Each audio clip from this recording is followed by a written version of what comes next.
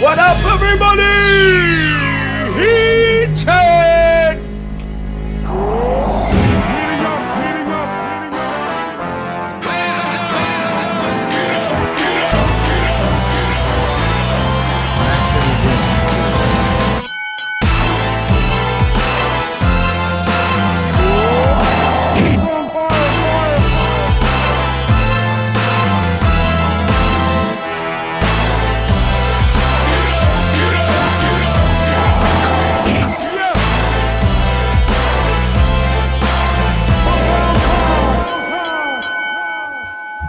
Yo, what up, everybody? Welcome to Heat Check, brought to you by the Hum Daddies. We are two of the Hum Daddies. I'm Jake Lucas, Art Daveron over there in the Warriors hat, and we are waiting. Once again, it will be no surprise to all of you for Zakariah.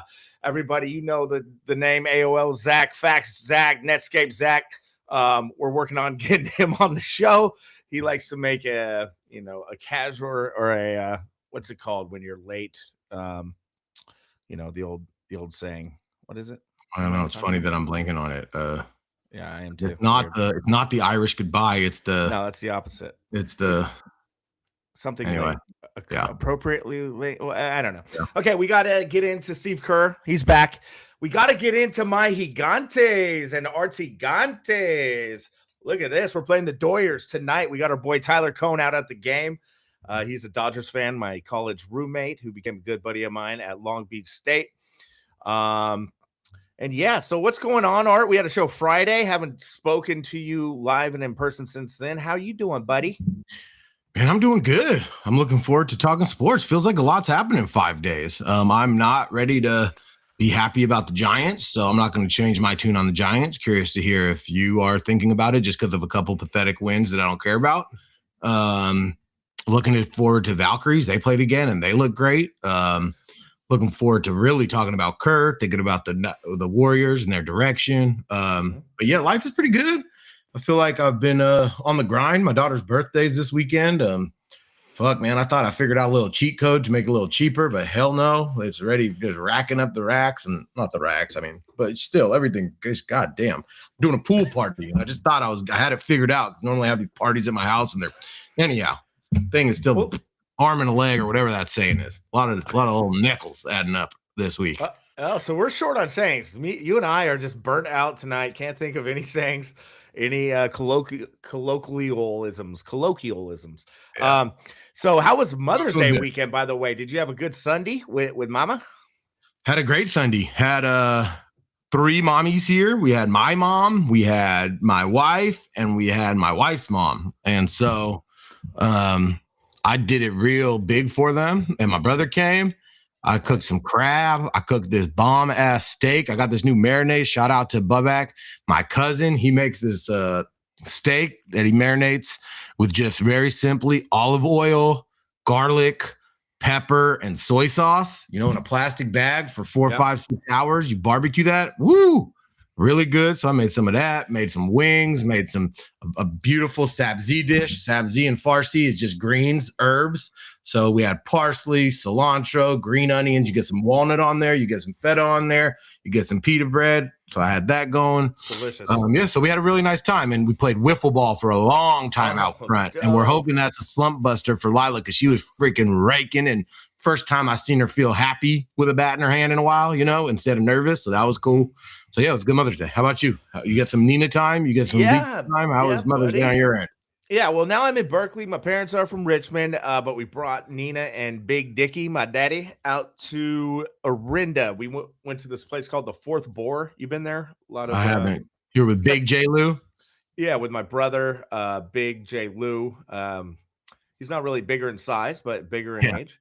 But yeah, him and his family, Hopers, brought my wife, brought our 2 little kids, had a good old family time.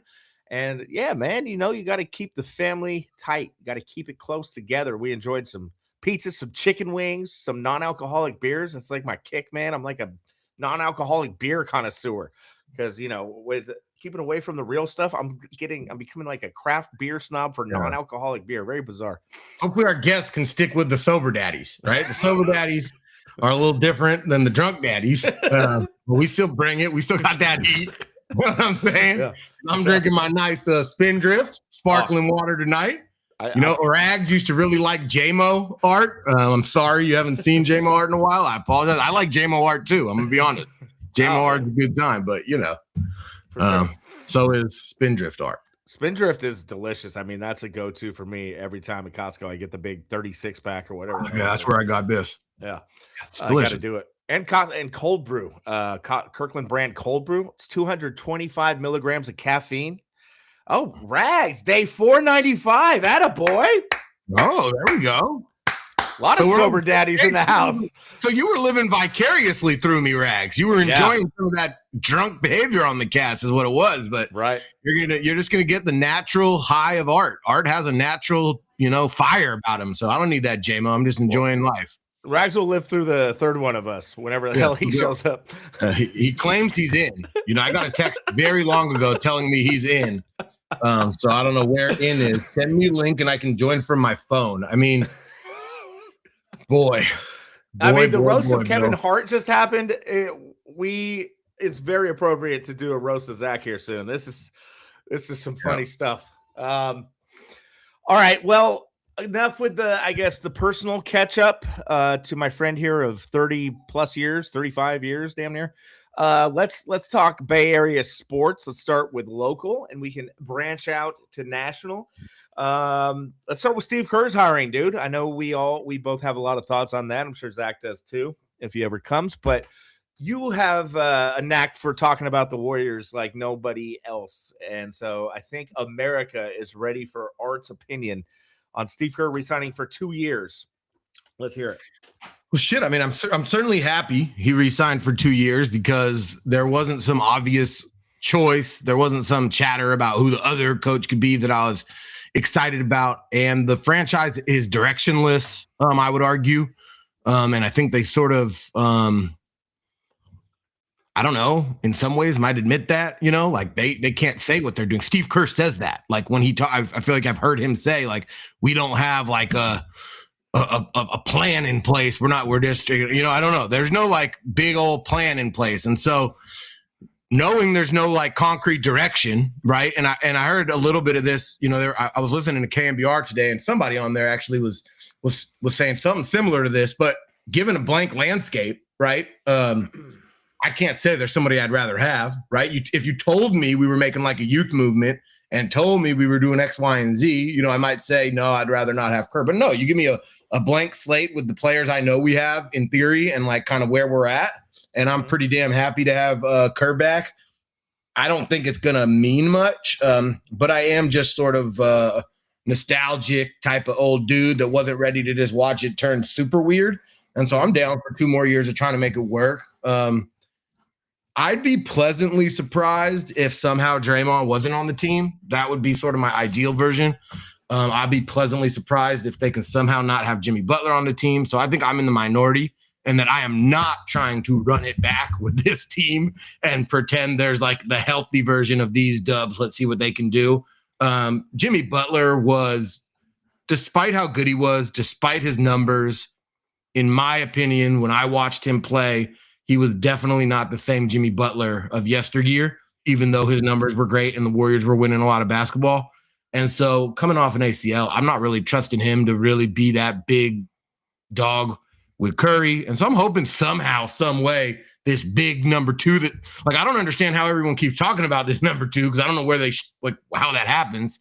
We got so much money wrapped up. I think we have 100 and I think I heard we have like 100 and we only have like 20 million left after Draymond, Butler, and Curry. Now it's a soft cap. You can do whatever the hell you want. You can pay the taxes, but like basically the whole thing is taken care of with like those three and Moody, let's say, or those three, Moody and one. So it's like, I am a little curious, like, is anyone really going to trade for these guys or why do we keep talking about this?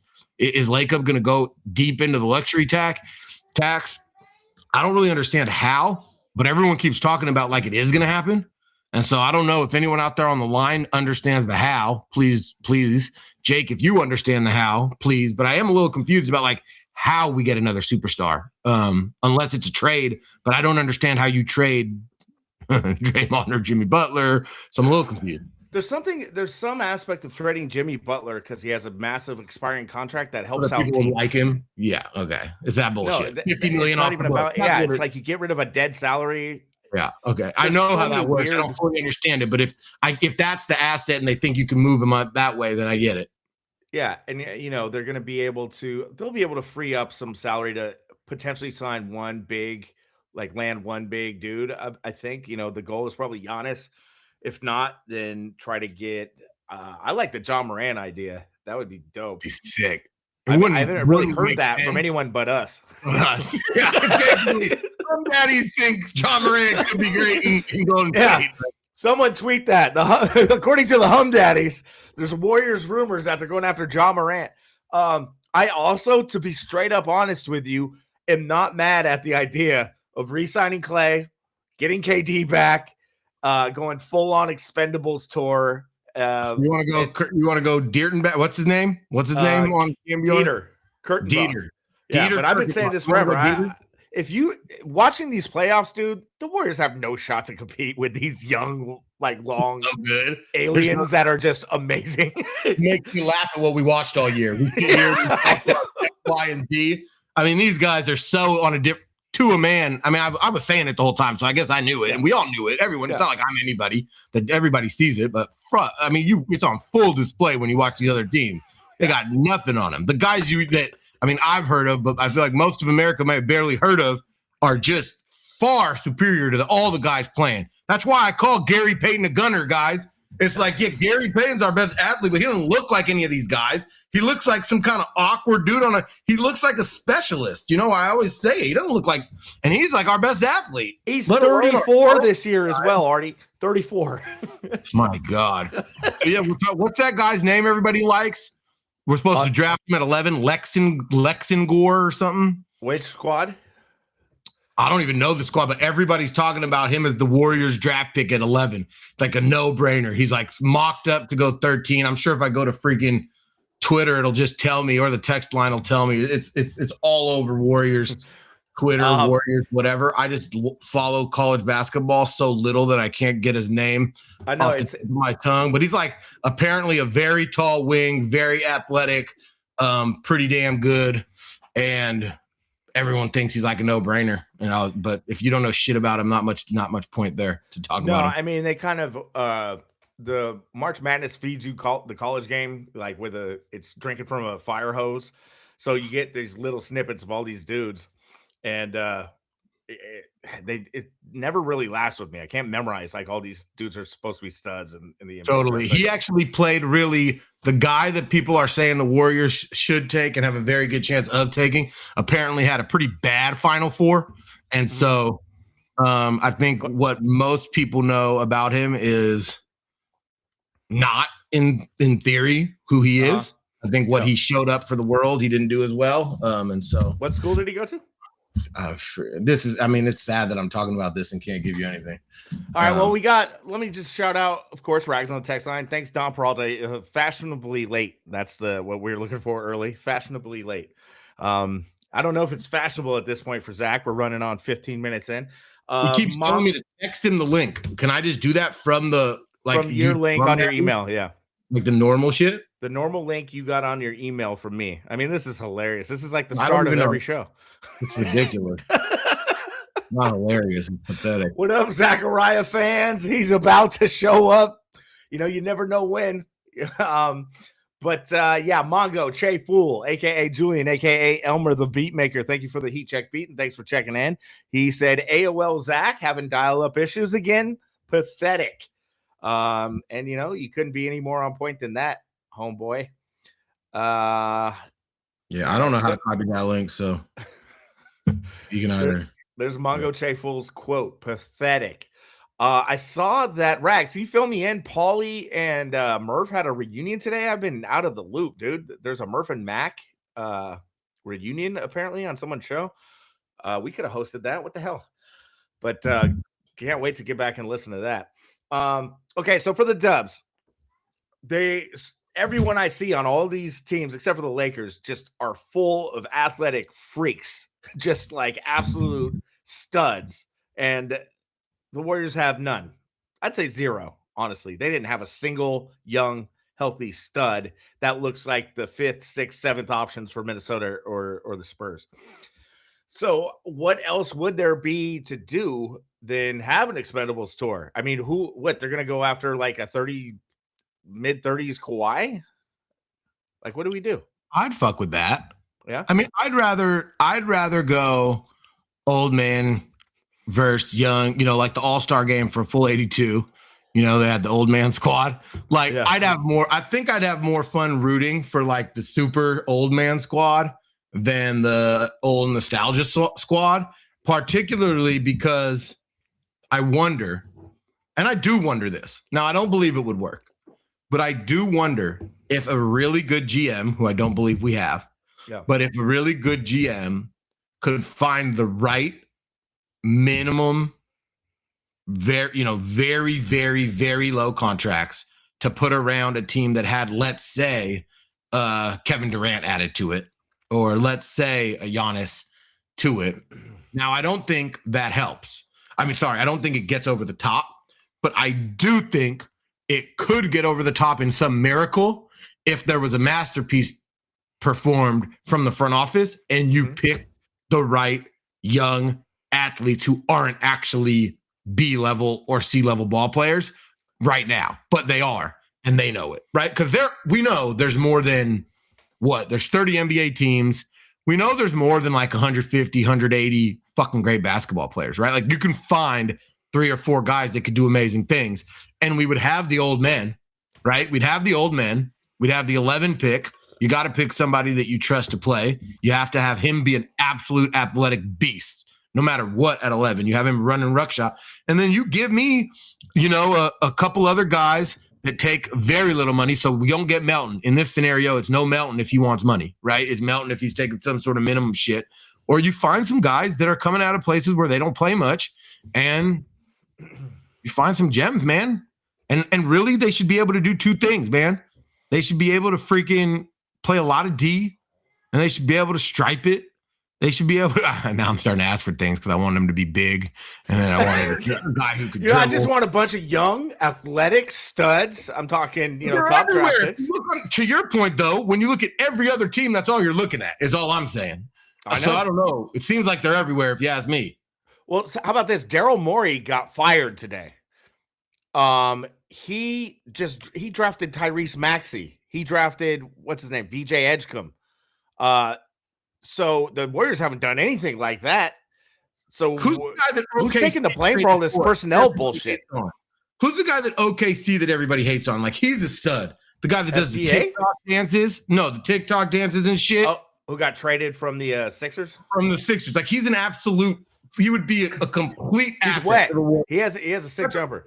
Well, he's the type of guy coming off the bench that the Warriors would die for. He can 21 shoot, years old or something. Offense, he can score, right? If you could find a version of a dude like that and then a fucking defensive-minded wing that can shoot, like, there are just a couple glaring needs if you do get like one more old superstar that if you could luck into, I think there'd be a puncher's chance at a, competitive run. I don't think anybody in their right mind is holding real expectations for a championship again in this era, which I guess in that vein makes the Kerr hiring a little interesting and a little bit odd. You're just kind of like, all right, so what is the direction? And maybe let me put the question back on to you, Jake. Like, do you feel like you have any sense of the direction? Do you think what I said is fair, that it's unclear if there is a direction? I have never heard it, but like, do you think the Warriors, do you feel like you know what the Warriors are doing? Are they trying to go on a 3-year run?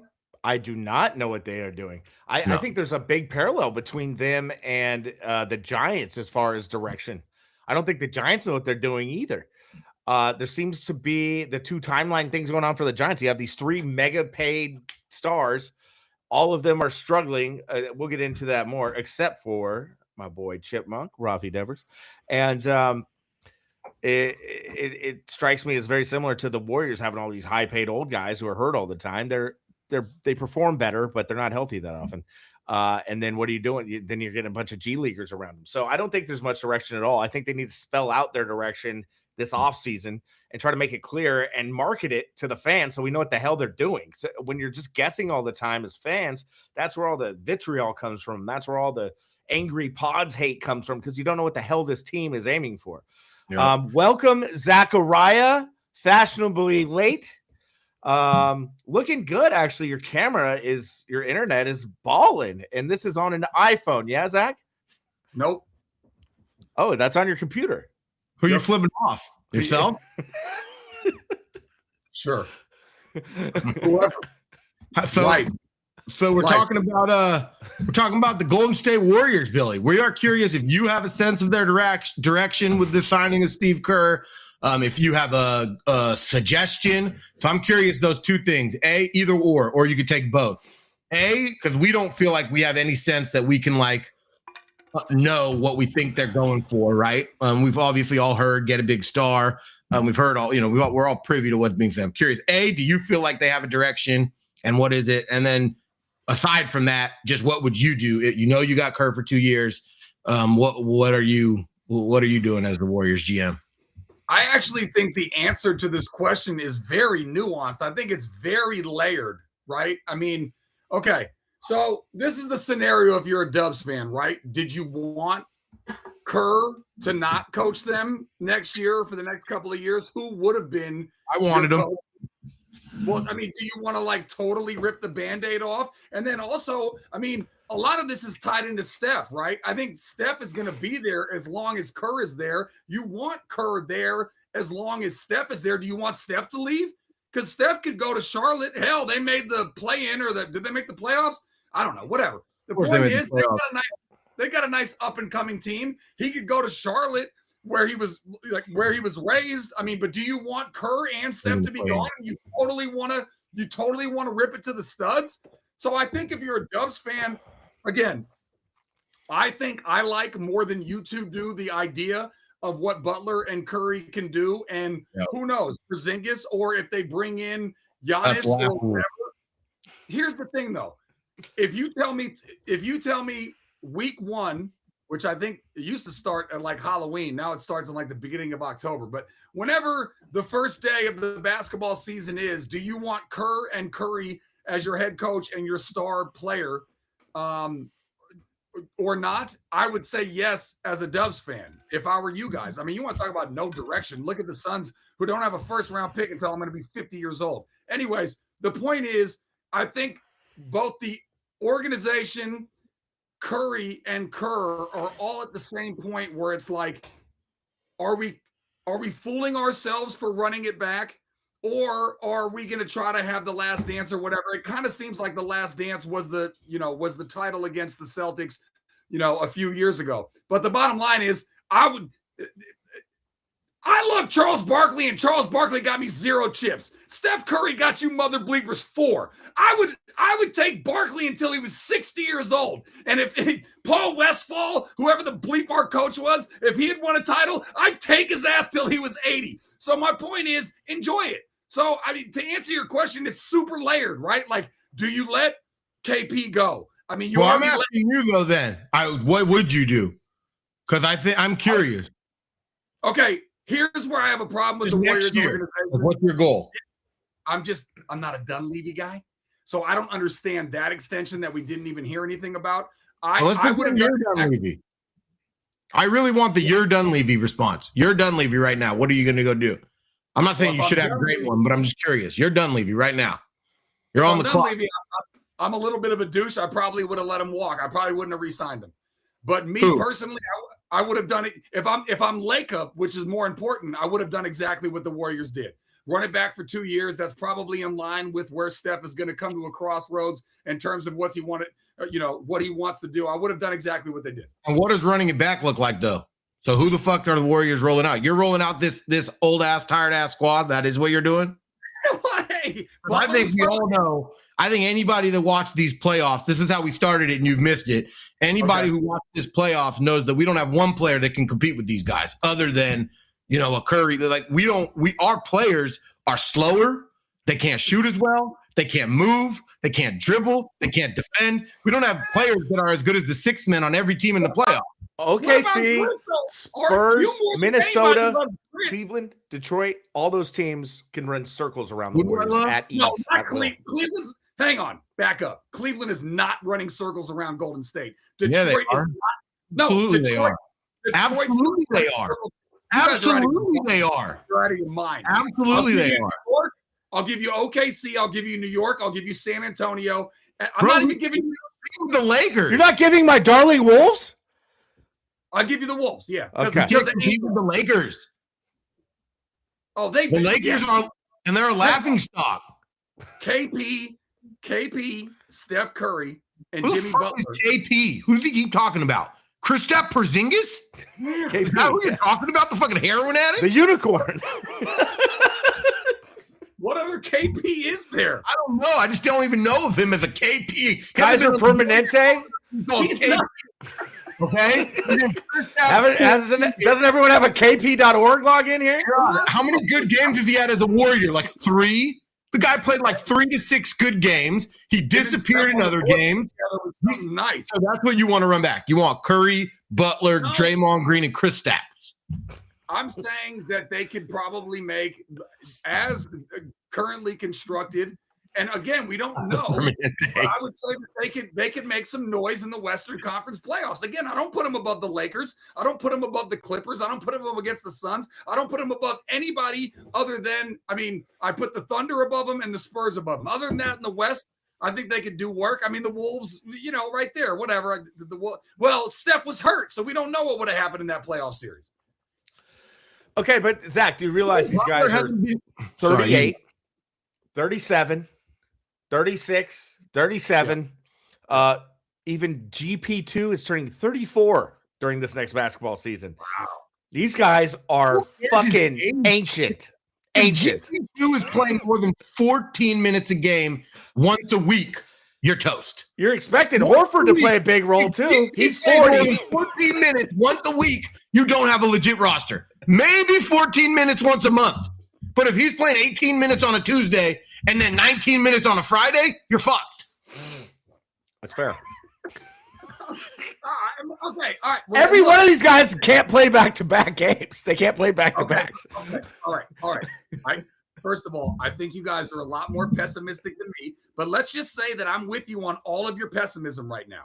What is the pivot? Because the pivot is not moving away from Kerr and Curry. So the pivot would be move Jimmy's Butler, gotta go. You find a way to move Jimmy's contract.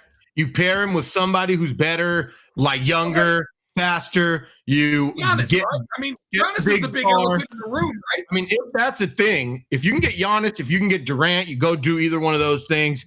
If you could go get give me a Banquero. Durant's the Expendables tour, Art. That's the Expendables tour. Then you sign Clay. You know too. what's realistic? Banquero, your boy. Because they probably are panicking. Banquero? They're probably panicking like I would if I was a GM. I'd be like, holy shit, we maxed out this bum. Well, guess what? That bum would look quite good in Golden State because he'd be a real player. He's tall. He could shoot. He could dribble. He could score. And I hate the guy. I think he's the worst superstar in the league. But if you give me him as Curry's number 2, I'll take it because he's a real NBA player. Hey, Jake, you know how ESPN has First Take? Yes. And Cold Take, and they had cold pizza and all that stuff. Art could be bipolar take. That guy just hit you with go get that guy. He'd look great. And also, right after that, the worst superstar I've ever seen. I'm terrible. Realistic. Hey, I love him. I love the guy, but I hate his gut. I think he's awful. I hate him. Really, from a superstar of all time. Give me one second. From an Orlando perspective, if they have any sort of trepidation, like I'm saying, it actually makes sense to the point we were just saying to really value the Jimmy, because not only are you getting that money off the book, you're now getting Jimmy's money off the book. So now all of a sudden you feed up $100 million if you're Orlando in that trade. So you get rid of Banquero. Now you got $100 million of free money to go play with and go sign the best player in the world. I gotta be honest, as much as Art rambles and talks total nonsense, that's not a horrible trade. You guys know about the trade. You find a way to get Morant paired with him, and you put Paulo at the 3. You got Morant at the 1, Curry at the 2, Paulo at the 3. You got weak-ass Draymond at the 4, and then you make sure your 5 can shoot a 3 or something. No, you got to get rid of Draymond, too, at this rate. Yeah, pretend I didn't say Ja, because Ja can't shoot. That guy's got to be able to shoot. Be honest.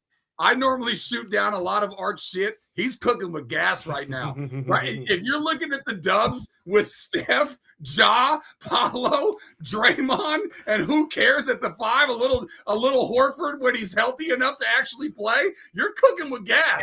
I got a good idea. You think Dunleavy could pull that off? Get that squad together? In the Orlando trade, you get the Wagner brother. You get the weaker Wagner. I bet you he got stroke. The other Wagner, not Franz. Yeah. Well, you're not in Franz. Franz.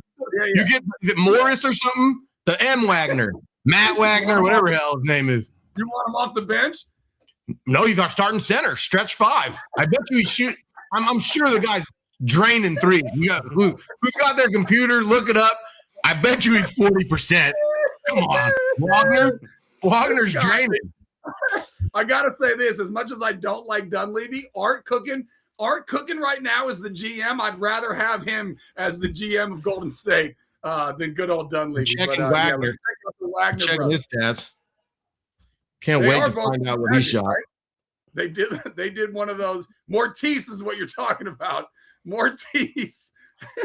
Wagner? The guy can't shoot 3. And it's not Mortiz, it's Moritz. Obviously mispronounced, but Moritz Wagner.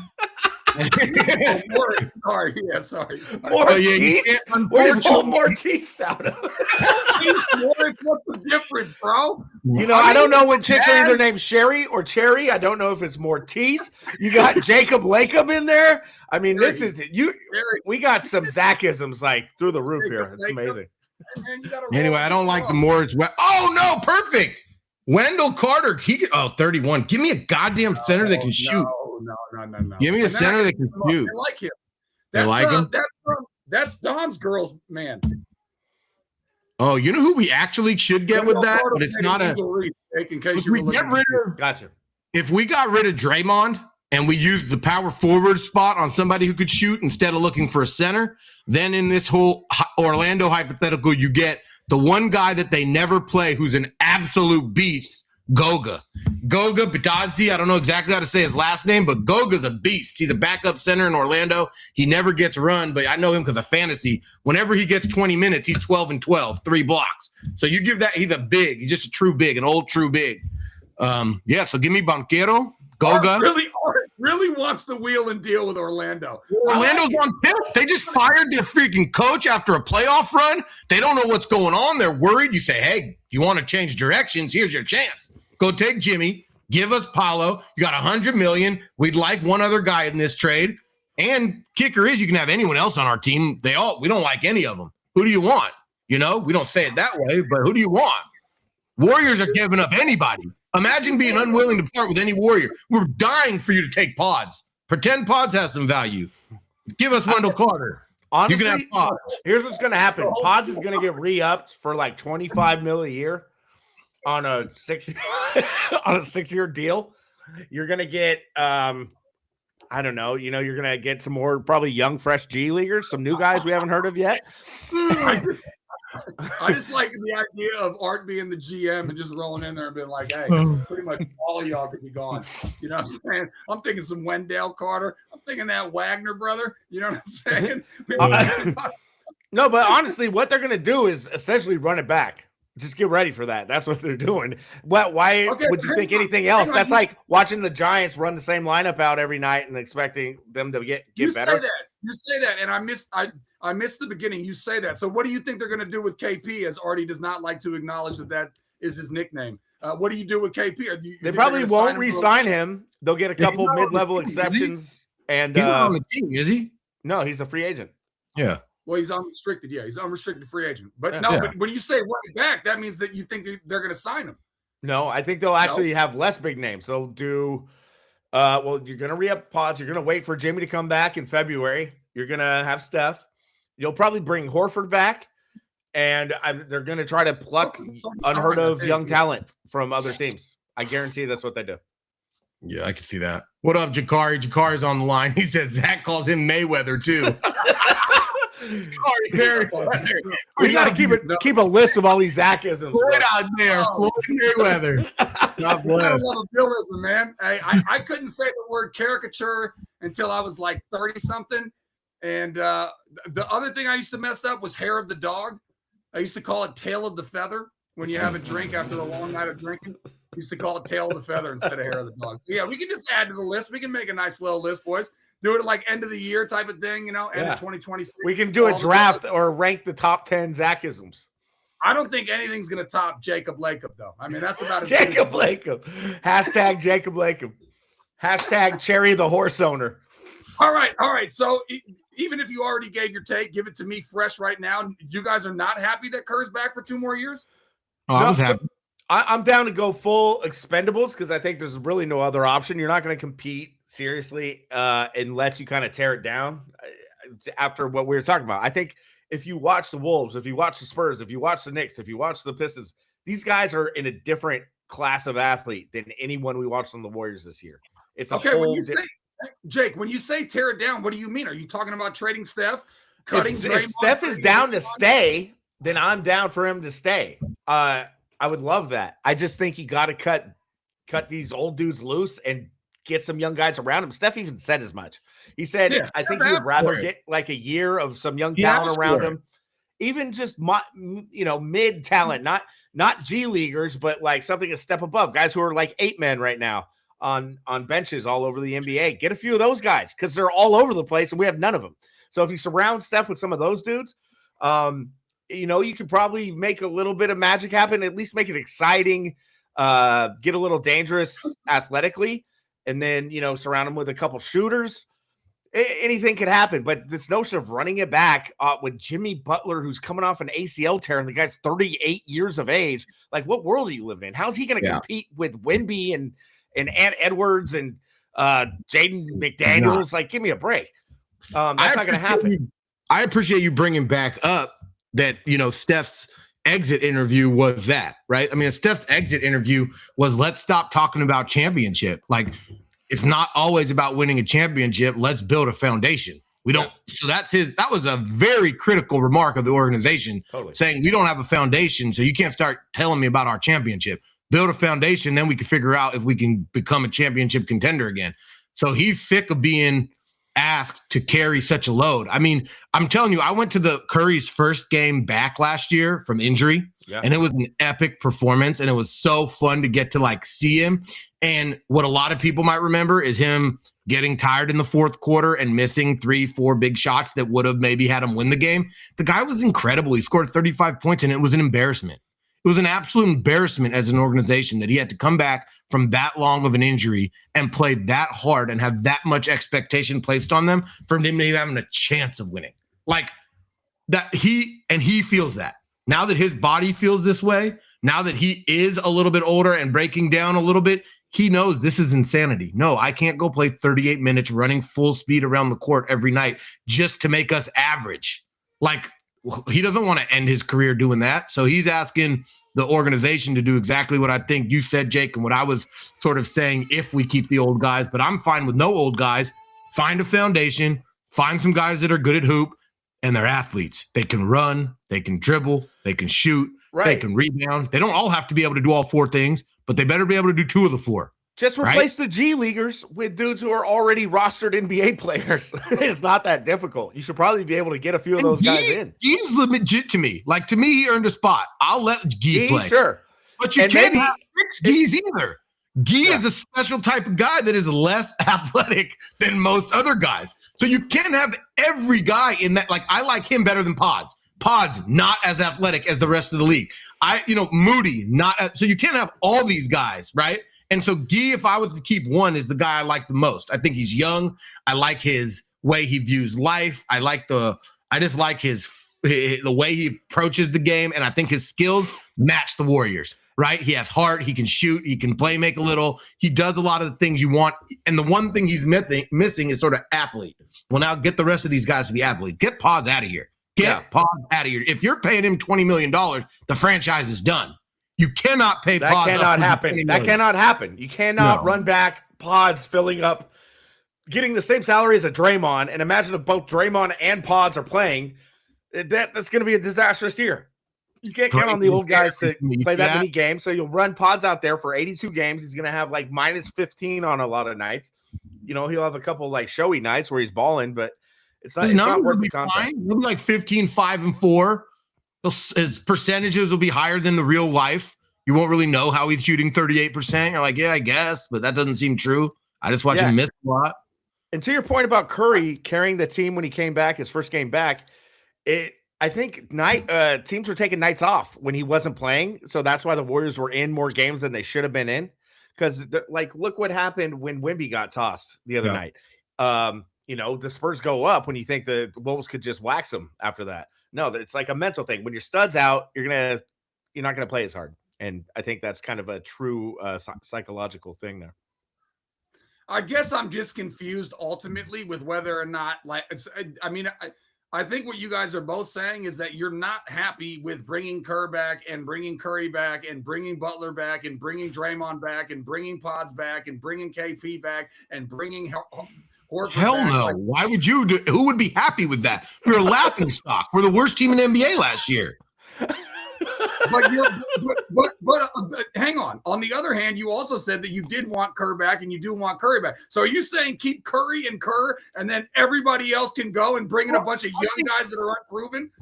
Jake may have more of a concrete. What I thought was just like, I'm happy for Kerr to be back because we don't have a plan, right? If you told me what the plan is, I would then have a more distinct opinion on the coach. But we don't know the direction of the Warriors. And with a blank slate, I'm happy to have Kerr do it for 2 more years. It's obvious Curry's going to be there. It's most likely that Draymond's going to be there. So assuming those two are going to be there, yes, I think I would like Kerr there too for the next 2 years.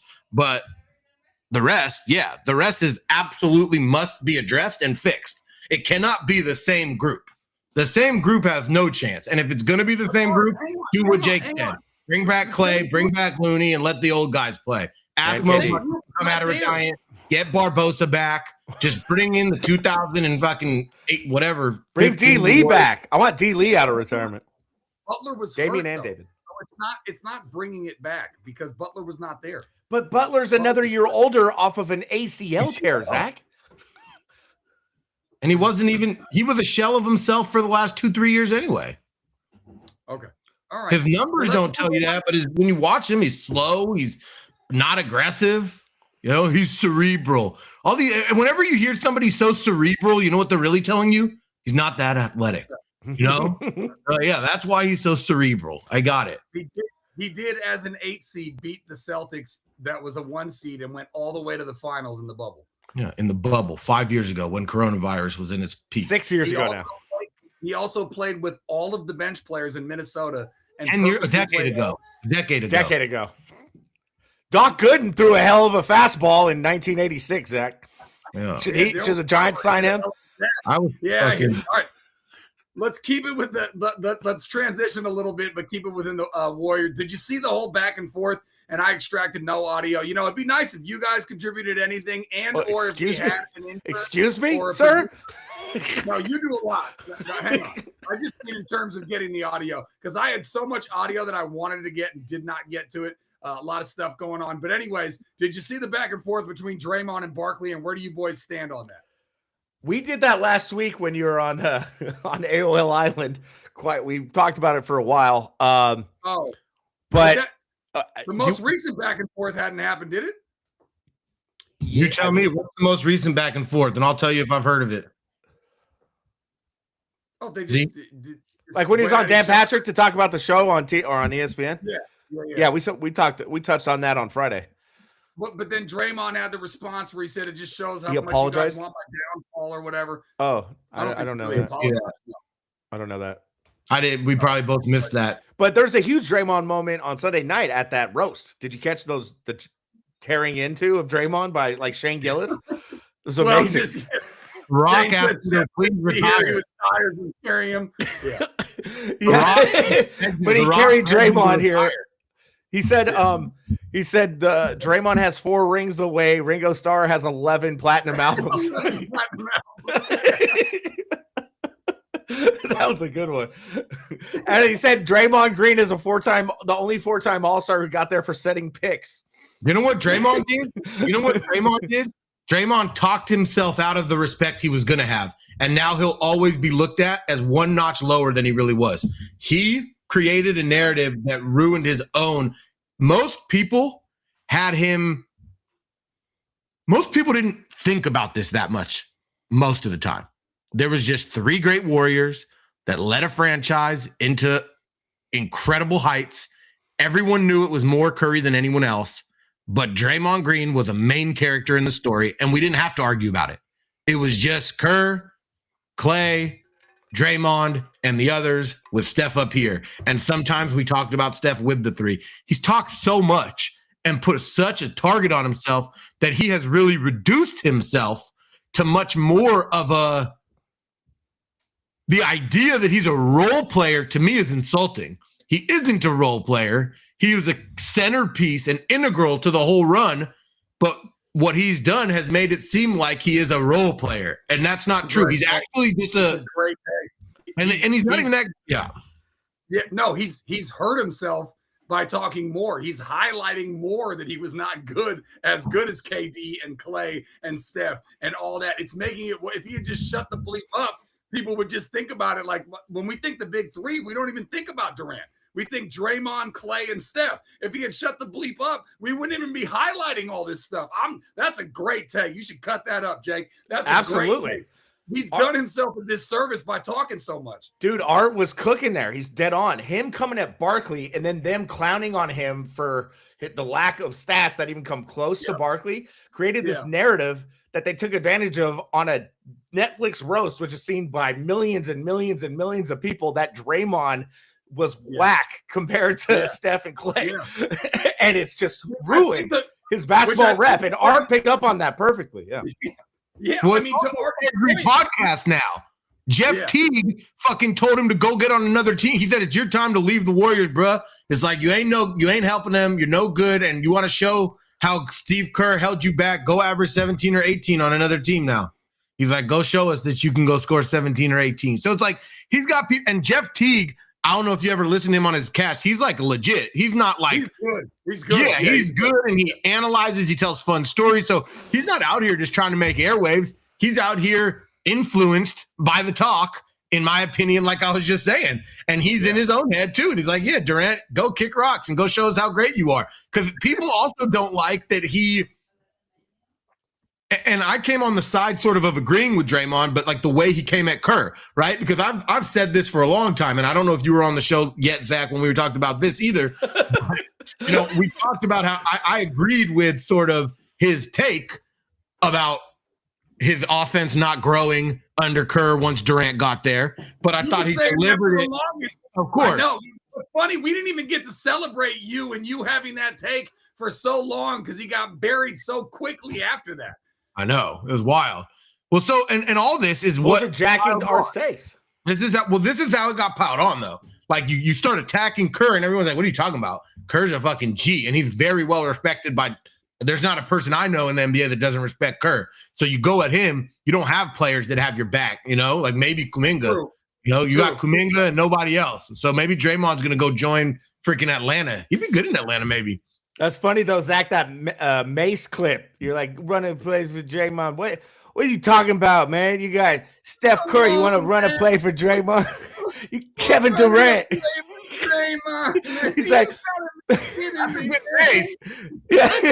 man, you gotta be out your mind if you want to play for Draymond. Who the fuck gonna run a play for you, Draymond? Who's running a play for Draymond? Come on, man. Like, man, Jordan Poole got knocked out because he said, "Hey, yo, Draymond, I'm the fourth option now." You was the fourth option. You was the fourth option. No, but what got lost in all of that is Art had been saying that for a while. That Draymond's offensive ability got stunted. But here's the difference.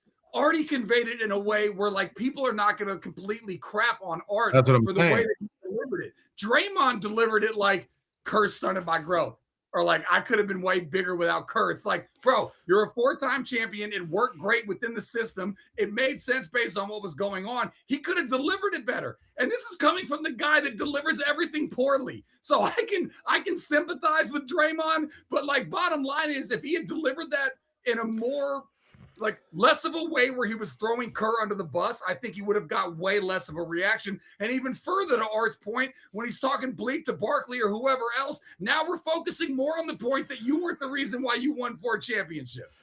And part of sorry, you go. No, I just think Art and Draymond have a point, but I think Mason's point is better. Why in the hell would you flesh out your offensive game when you have three of the greatest scorers in the history of the association on your team. What's the point of giving you jump shots? Mine was never Art sent me some highlight reels of Draymond where he was balling. That guy was crossing pulls up, dropping but then later in his career, people were leaving him open and he wasn't making open shots. Yeah, Game 7 against the Cavs, he was by far our best offensive player in the one we lost. He had like over 30, didn't he? Yeah, he hit like 6 or 7 threes or something. It was nuts. And he's got a game against like in a early series against Portland where it's not just that he scores, that he shoots, it's that he looks like an absolute sort of on the verge of a dynamic scorer, moving doing all sorts of things. So it's tough. But mine wasn't a critique of Kerr or critique of Durant. It was a factual statement, in my opinion, that many disagreed with, of why the Warriors were where they were at.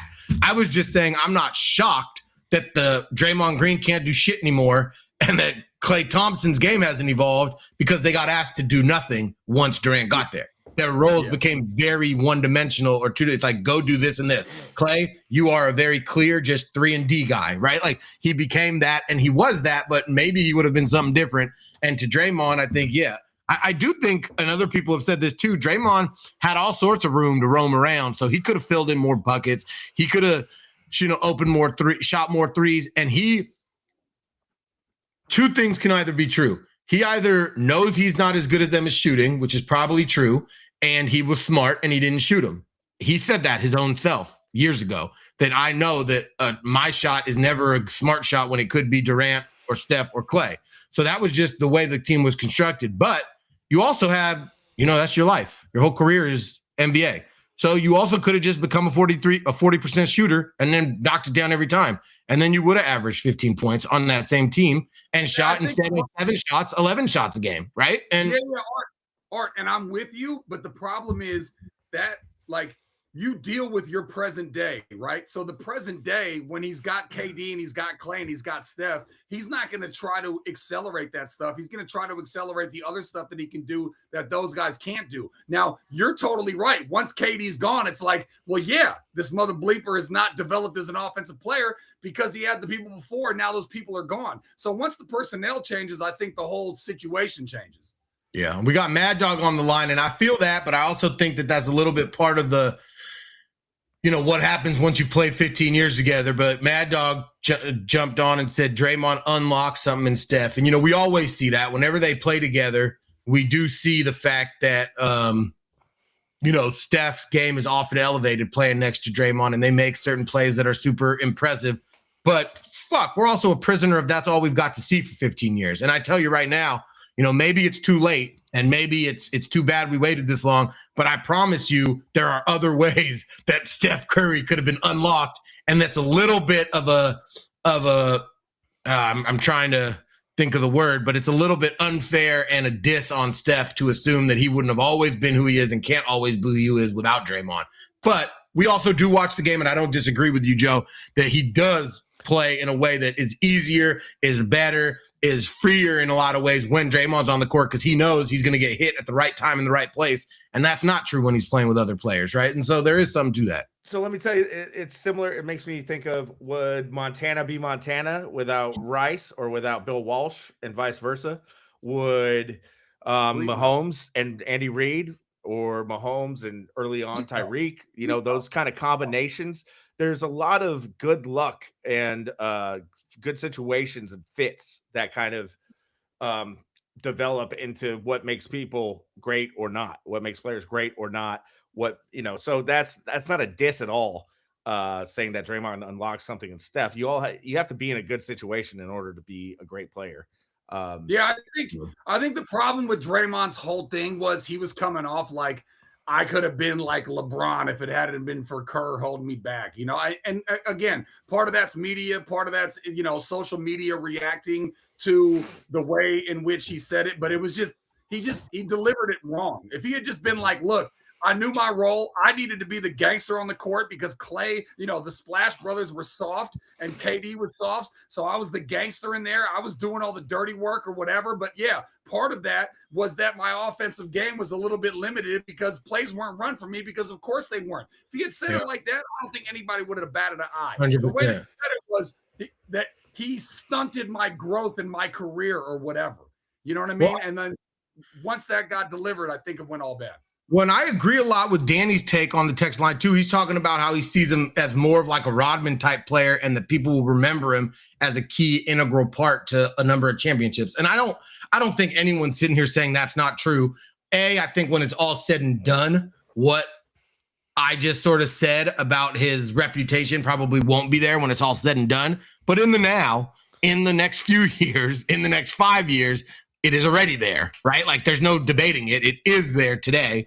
And so I think that is just, it's just a truth. But I think part of the comparison to Rodman that's off, and people often make the comparison to Rodman, right?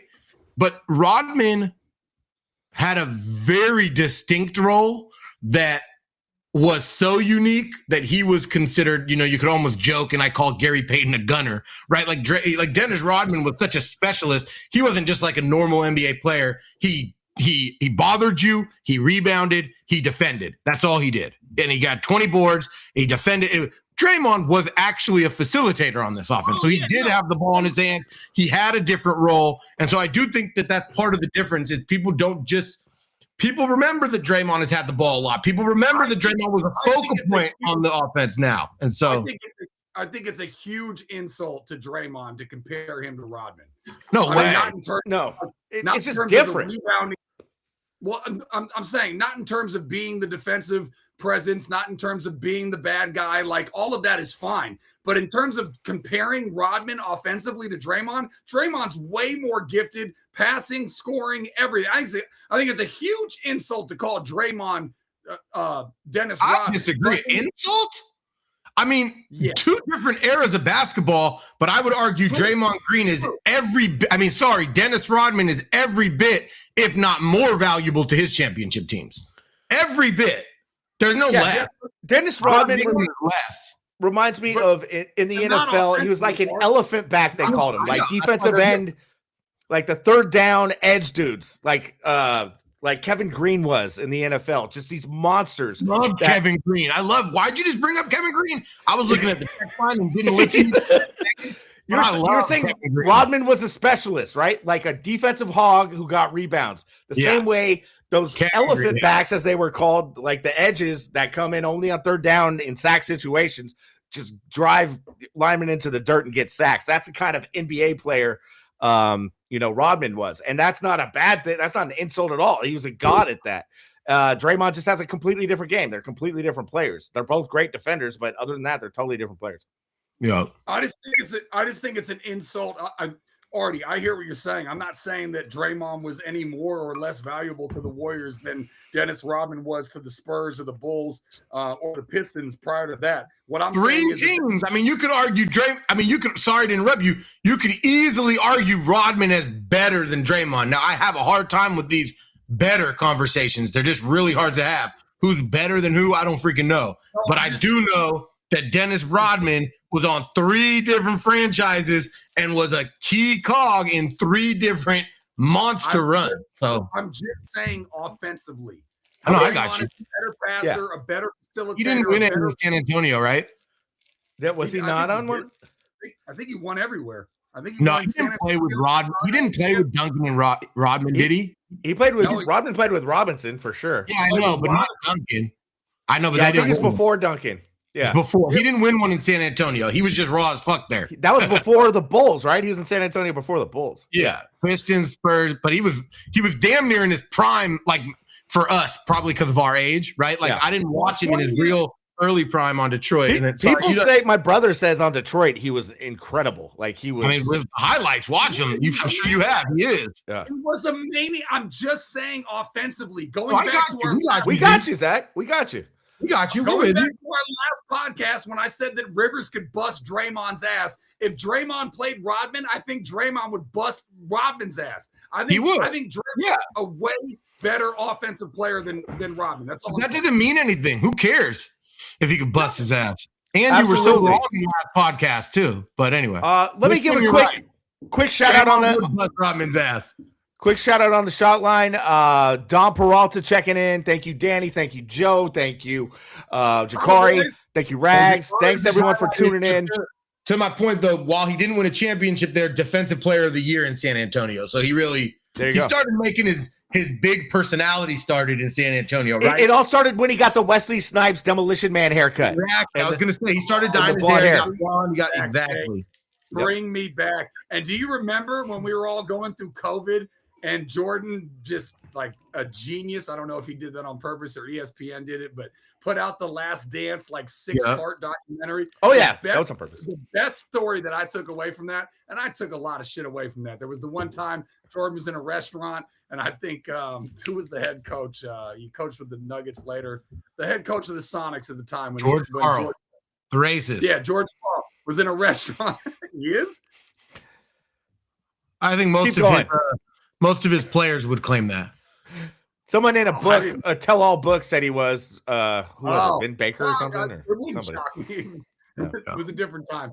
Anyways, Jordan made up a story about him not saying hello to him, so that's why he shit on the Sonics or whatever, blah, blah, blah, blah. But the biggest thing that I took away is that Jordan went to Phil Jackson and said, hey, you need to let Rodman go to Vegas. And this was in the middle of like the Eastern Conference Finals. He's like, the guy's got to go. He's got a party. We don't need to see him for 2 days. And Rodman just went to a strip club, banged a bunch of hookers, came back, and they won the whole title. I'm like, imagine that, I think Harden might have done something a little similar. But like, imagine the scrutiny in the Bay if Steph Curry was like, gotta hit Vegas, gotta go hit these strip clubs, and I'll be back for the Western Conference Finals. Well, I'm pretty sure Joe and Dwight did shit like that back in the day. But I mean, that is all you needed to know.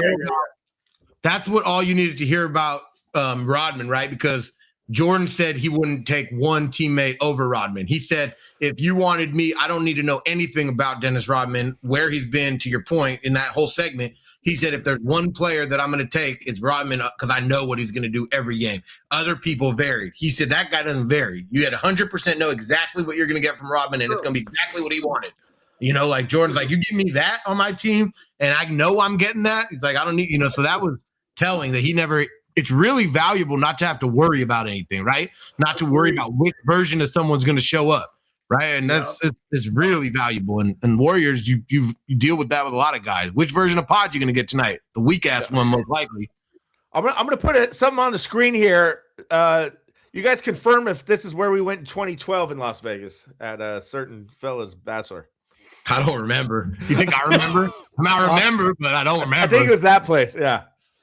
Thanks, Rags. I believe all three of us hit that up on a buddy of ours' bachelor party back in 2012. I think was that after the T-Pain concert and Danny was at the hotel by himself? Danny, I believe you didn't go to that bachelor party night. That was unbelievable decision. Let's talk about that night. Wow, that was a fun night. All, I think Spearmint Rhino is a Bay Area. Yeah, that's a Bay Area strip. Maybe it's a chain. Is that a chain? It's a chain, dude. Yeah, for sure. Oh, okay. Yeah, I don't think I attended that one in Vegas. We were definitely at a back. That's like one of the best stories. Nobody didn't attend, but Danny. I think Danny went there. He didn't go to the T-Pain concert. That's hilarious if he met us after T-Pain. This was the night before T-Pain, I think. Oh, it was. I was imagining it being after. I don't know. That's a blurry weekend. Yeah. I'm not trying to pretend I can give facts about the weekend. I know a lot, but not whole card facts. Jake, do us a favor and please hit up Brendan Hayward on social media. Haywood. Sure he's probably. What did I say? Yeah, Brendan Haywood, not Hayward. Okay. Anyways, hit him up on social media. Let him know that we almost got into a fight with him when we had a table at a club in Vegas back in 2001. We have gotten into this on this show, but I forgot. Yeah, that was a while ago. But I got along with him for the record. Me and Haywood were kicking it. Apparently, Artie thought Haywood was trying to charge on him. I mean, he's a 7-foot NBA player. No. It wasn't even Artie's fault. No, we didn't even have beef. He was just annoying me every hour or two. He just felt like I was encroaching on his space too often. I was just sitting with I was basically just sitting with his sort of groupies and being a part of it every once in a while. But like on the side, I was just sort of kicking it because we were table to table. So I'm like, I don't know what to tell you, but like, we're all here. We're all one, all for one for all. Brendan felt like, hey, you look at the ratio of your table, look at the ratio on my table, pal. Can't blame the guy. For most of it. Can't blame him. I do not blame Brandon Haywood there. We love Brendan Haywood on this podcast. We're going to have him on someday. Yeah, we will. I think the main thing was we were bumping into that section frequently. Like our party was so out of control and so overpopulated that we were spilling into that whole group, and then it turned into. Partying us at that age is hilarious. Imagine having to deal with us at age 25, 27. Oh my God. You're like, I can only imagine. Oh man. Hercules from Danville. He was wasted, got kicked out of the pool party, nothing new there. I think he whipped it out when we were watching a Euro Cup game. It was Germany. Me and Dragos were in the cabana watching Germany versus Portugal. What? Danny whipped his shit out while watching a soccer game at the pool? Yeah, so me and Dragos were watching Portugal, Germany. We were like the first down, couldn't wait for the game. I have not heard this. I have not heard this. Up on the thread line if it's true, Dano. Yeah. So Dan decides to walk to the end of the cabana area, whipped it out, starts taking a leak in like the rocks, wide open space. Someone taps him on the shoulder, says, "Sir, you got to get the hell out of here." Dan retreats back to the hotel, refuses to spend money, going to the club at the T-Pain show with Brendan Haywood and all of us. And that's just history. That's the story right there. That's good stuff. All right. Well, back to it. Where are we going? Valkyries? Valkyries? No. Let's not bury the lead, guys. Come on. Okay, Giants over Dodgers yesterday, and now currently down 2-1, bottom of the fourth. I'll let Jake pretend he's excited. Jake, I saw you on one of the text threads where you said, "I'm trying to quit him, but they keep pulling me back in." I don't know how much pulling in they've been giving you, but last night was certainly sweet outside of that ridiculous celebration in outfield. What a surprise. The catcher has a jack. I don't know. Haas has a jack. Yeah, the third now with Bailey gone, he would have been Susak. He would have been the fourth string catcher a couple days ago. He's probably in single A week ago. I'm joking, but I am in no way juiced about the Giants. I meant they keep pulling me in, as in I keep giving my time to watching them. I just can't help but watch Giants baseball, even when it's just excruciating. The one game I turned off early was the 13-1. There's no way I could finish that shit against the Pirates. That was on Saturday over the weekend. But I just, for the most part, needed to fulfill, just see the destiny of one Rafi Devers, the Chipmunk, come to fruition, because he's the one guy. Everyone's been talking so much shit about Rafi, and I'm like, I know he's not performing. It's unacceptable, but he will turn it around. Look at the back of that guy's baseball card. He is a stud. He is very streaky. He will get hot. And look where we are now. He's been hitting jacks damn near every game for like 8 to 10 days. He has a double or a jack in every game he's played. So I just want to, this is my faith in Rafi. On the back it says Devers. Hey, I love it. I got to say a couple of things. Number one. Hold on. Or I'll just show. Go ahead. Yeah. No, go ahead. Here's a shirt I got for my wife. She wears it to bed. That's my Chipmunk, Rafi Devers. I got faith in Rafi too. I ain't mad at Rafi. Look at this is my son's first jersey. Okay, so beautiful. Indoctrinated into the Chipmunk gang. So yeah, I'm a Rafi Devers head. I knew he'd come around. He's starting to hit jacks. And when you're a Giants fan these last number of years with no one with power, no one who just reminds you of an old school big league like home run hitting bat, it's just fun to watch him get hot. So thank you, Rafi. You're my favorite Chipmunk. I love you. All right, couple of things here. Actually, 3 of them. Number one, as much as I beef with Dano, I am going to get his back here. He just said that he pissed. He wasn't flashing fools. There is a big difference there, because you get into the huge. Well, you get to the what is it? CLK Lewis or what's that guy's Jake type thing to do? Really embellish something like that. So Jake, you gotta be careful. Danny, no, he pissed, but his dick was out in public in an open area. He wasn't pulling his dick around and flashing his. Was his ass facing the pool or his front facing the pool? I'm guessing I think his ass was facing the pool. He was pissing in like some rocks. Yeah, anyways, Dano, I got your back, but then I have to shit on you like I normally do. Yeah. You follow that up with pathetic that y'all think T-Pain and Haywood is something worth any amount of T-Pain and Haywood? First of all, Dan, one of the most memorable experiences ever. Yeah, you missed out on an epic night. That night was epic. I don't even know what happened, but it was an epic night, and it was definitely better than you going back to PJ's house. Okay, back to the Giants. I'm with you, Jake, and this is why I supported Buster in terms of trading for that guy and being able to get him, because the Red Sox were probably disgruntled with him because he wouldn't change positions or whatever. And normally big free agents, as we've seen, well, with Judge teasing the Giants and all these other free agents that tease the Giants and then don't actually go there. You were able to get him via trade, and I'm sure the Red Sox were happy to trade him outside of the American League. So I'm all for all of that. Now, with all of that said, the offense, I mean, I haven't kept up with my little list that I've made of like 1 run, 2 runs, 0 runs, 3 runs, 4 runs, or whatever. I mean, streaky is not good unless you're doing your good streak when the other guys are doing bad, and that you're doing bad when the other guys are doing good. If you're going through streaky moments like Devers has when everybody else isn't hitting, then it doesn't do a lot for you, is all I'm saying. I hear you. I mean, the construction of the team is not great. It's actually awful. Did you hear Marcello? What? Tony V said Eldridge isn't going to be starting. Yeah, he's a pinch hitter. He's a scary pinch hitter. He's a scary left-hander off the bench. So, did you see the clip where they didn't know what pitcher to bring in? Yes, I did. They went to the bullpen. Nobody had any clue. The whole bullpen's looking at Tony V, begging him to answer the question. The guy won't answer. He just stares into the abyss, and then fucking eventually Adames calls for the lefty. No joke. Adames just goes like this. Calls for the lefty. I mean, good.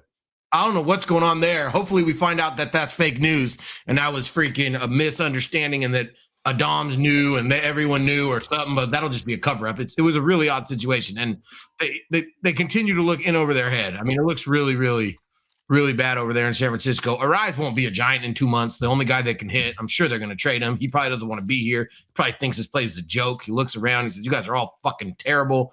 Get me out of here. He probably wants to contend. He'll probably, especially if you're trying to get Eldridge on the field, right? Like, they got to find a way to get at bats for people. Schmidt's the DH right now. Eldridge has no spot. So they won't let Chapman sit. Have you seen his numbers?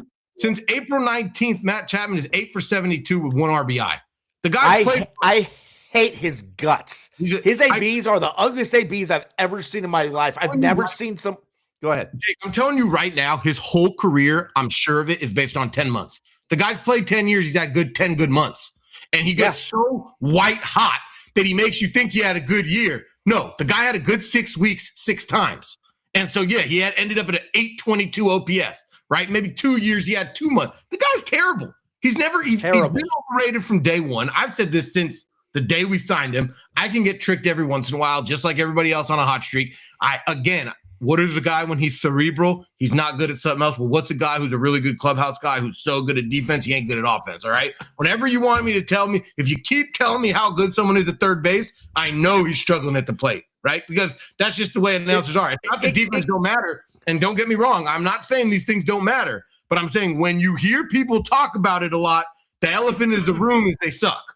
Right? The elephant in the room with Bailey was, no, you're not actually a major league catcher. So all I get to hear about is the runs you're fucking saving that I can't see. You're saving runs, defensive runs saved for 2 years. I have to hear about.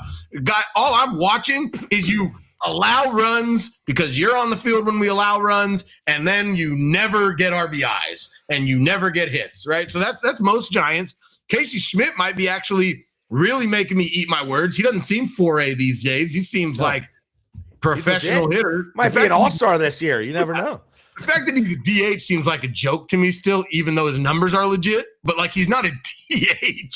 He's good. He's a good second baseman. He's a good third baseman. I was thinking they were going to sit Chapman. Have you seen that Arias is the best defensive second baseman in the league by all metrics? In ball. The guy's not be able to play defense. He got with Ron Washington for 2 weeks, and he's the best defensive player in the league. That was going to be our biggest problem. Arise on defense. Well, he made a gross error on Sunday. I think it was. Well, every metric has him as like the first second baseman and like second best defender in baseball or something. I don't know. Again, these metrics are doing too much for me. But can I just say that you say Matt Chapman sucks at offense? It goes beyond that. He is the most incompetent dude I really think. He had a 3-0 count the other day. He swung away at a ball. It was out of the strike zone on the robot umpire strike zone. Okay, so it's 3-1. Swings away. Ball's 3 feet out of the zone. 3-2. Strike 3 over his head. 3-0 count goes to 3 swinging strikes. Not even close to touching the baseball with his bat. And the sad thing is that's like Every other AB is like that for him. And when he's not striking out and not touching the ball, he fouls a couple off and hits a dinker or a pop-up. I mean, the guy is just a complete joke. And he has been his entire run on the Giants. He really sucked on the Blue Jays for a while, too, when I was watching him before he came over here. He always sucked. Okay. He had a few good years on here and there. All right. He's a clown. Whenever there's like a clutch AB, he's the worst clutch baseball player I've ever seen as a Giant, by far. Not even close. People like him because he looks like you. What is that? How do I look like Klay Thompson? And I was talking to Jake. I was talking more about Jake. Generalization. Same reason people like David Wright and Scott Rowland. You know. He just shit on him though. I'm not talking about Jake. I'm talking about the rest of the world. There's a reason why people think Matt Chapman's good. Captain America. We like Captain Americas in America. We got Captain America, Matt Chapman at third base. Hits. No, he's not. You had one good example. I'll give you that for David Wright. That's certainly true. David Wright was way better than Matt Chapman. These guys are way better. They're just overrated. They're great. Yeah. But Ryan Zimmerman, perfect. Riley, perfect. Give me a third baseman. Chris Bryant. Chapman, and they're going to anoint him as better than he is. Chris Bryant, same kind of thing. Like not nearly as good as his rep was. With all this Chapman slander, I'm just going to say he was a former A. The guy plays a great hot base on third base. Hot corner. And I think hot corner. He plays a great hot base. Another Billism. Hot base. I think what's happening here is you guys are focusing on him because everybody else is sucking. He's not supposed to be your best player. Well, he's is. not He's your our best player, isn't he? He's not your problem, is what I'm saying. Why isn't he our problem? Yes, he is a huge problem. Chapman is a huge problem, along with the closer, along with the lack of approach to everything, along with the lack of identity as a team, along with the lack of a plan from the front office. Oh, they said that night. God bless. You ever been in a relationship where a woman moves the goalpost? That's what you guys are doing. You're moving the goalpost towards Chapman. Chapman is not the bane of your existence here if you're a Giants fan. It is the closing situation. It is your big guys, the Chipmunk, and your Adamas big-time paid shortstop. It is all the other stuff. Jung-Ho Lee. Harrison Bader, it's out of here. Home run Bader. But, Zach, they're starting to hit. Thomas has had a couple big hits recently. Devers is starting to hit. Chapman's the guy that keeps not hitting, all right? But he's not in there today. Tony V's starting to hit the nuts. He's seen enough, too. Even 8 for 72 is enough for Tony V. You know, Matt Chapman, you are a hell of a big league baseball player. I will never be able to sniff your jockstrap, but from all the pressure I'm getting from Buster and the fans, I got to sit you down tonight, buddy. But you are one hell of a Major League Baseball player, Matty. Let's put it this way. I pray to God he gets white hot and Buster Posey finds a way to move him for anybody. That would be such a godsend. Same with Adamas. That would be awesome. Let off these contracts. Yeah. Again, I think you boys are moving the goalposts. I think he's catching back to back. Casey Schmidt, home run. Adios, pelota. I think you can literally get fined for that. So let's be easy on the play-by-play. But nice. What's the score now? You're not allowed to give live stuff. You can update. Would this be a sweep, or they got? Is it a 4-game series or a 3-game? It's a 4-gamer. This is game 2. Art, you got to go a long way for a sleep, buddy. I created a whole 2 games out of 1. I was sure we had won 2 in a row. Yeah. All right. Who did we beat before game 1? Somebody, or are we on a 1-game winning streak? We are on we won the series against Pittsburgh. It was hideous. Yeah, you won the last game against the Pirates. This is 2. That's why. We won 3 of 4. I know, but I saw 2 wins. There you go. Okay. Yeah, there you go. Sorry about that. All right. I was going to say one other thing before we move on from the Giants. Number 1, Jake, your post-game stuff, just keep doing that, whether you're singing, whether you're talking nonsense, whether you look like a hostage, whether you're having fun, whether you're going to the car because you're trying to get away from your wife and your kids so they can't hear you rant. Whatever it is, I gobble it all up. It's good stuff. It is really good stuff. I'll tell you that. And yeah, I mean, look, with this team, I already texted the thread just to pull the curtain back. That's what they call it in the showbiz. Already said that, or Jake said, this might be the worst Giants team we've ever seen. Somebody said there was like the 89 Giants that only won 63 games or whatever. That's not 89, homie. 89 played your A's. in the World Series. Oh, that's right. What was it? 85, I think, really sucked. 85. It was Haas that hit the jack, not Schmidt. He's got 2 jacks. Two jacks for our 4th string catcher. Meanwhile, they're already talking about Bailey as a problem in Cleveland. I already saw a thread on Cleveland chats about how we don't understand this trade. He just gave up a pass ball and he can't hit. He was GM's getting grilled on that one. Bailey. Nobody understands who Patrick Bailey is. Well, no one knew anyone wants him. No one knew the Giants had this kind of catcher's depth. Dude, it's gnarly. And we were running out Bailey out there. He had the worst numbers in all of Major League Baseball. Meanwhile, we have 3 stud catchers behind him who could play D and hit the shit out of the ball. We had to watch Patrick Bailey catch for a half decade. We act like it was a year. It was 3.5 years, boys. Yeah, you're not wrong. I remember him and Schmidt came up at the same time. I was at that game. Years, right? Is it 2.5 or 3.5? It's been since 22, I think. 3.5. Yeah, 3.5. That's unbelievable. 4.5. Well, Art, I mean, what we've learned from this podcast, you don't want to hear about defensive, run prevention. You're not a fan of that. I just think that, a lot of catchers are good at defense, and he didn't look that great. He looked like a normal good catcher. He did. I watched Pudge as a kid. He ain't fucking Pudge Rodriguez. I'll tell you that. You think he's Pudge? Look, no, Pudge hit though. No, I'm talking he ain't Benito Santiago. I'm talking just defense, man. I know he's not a Pudge.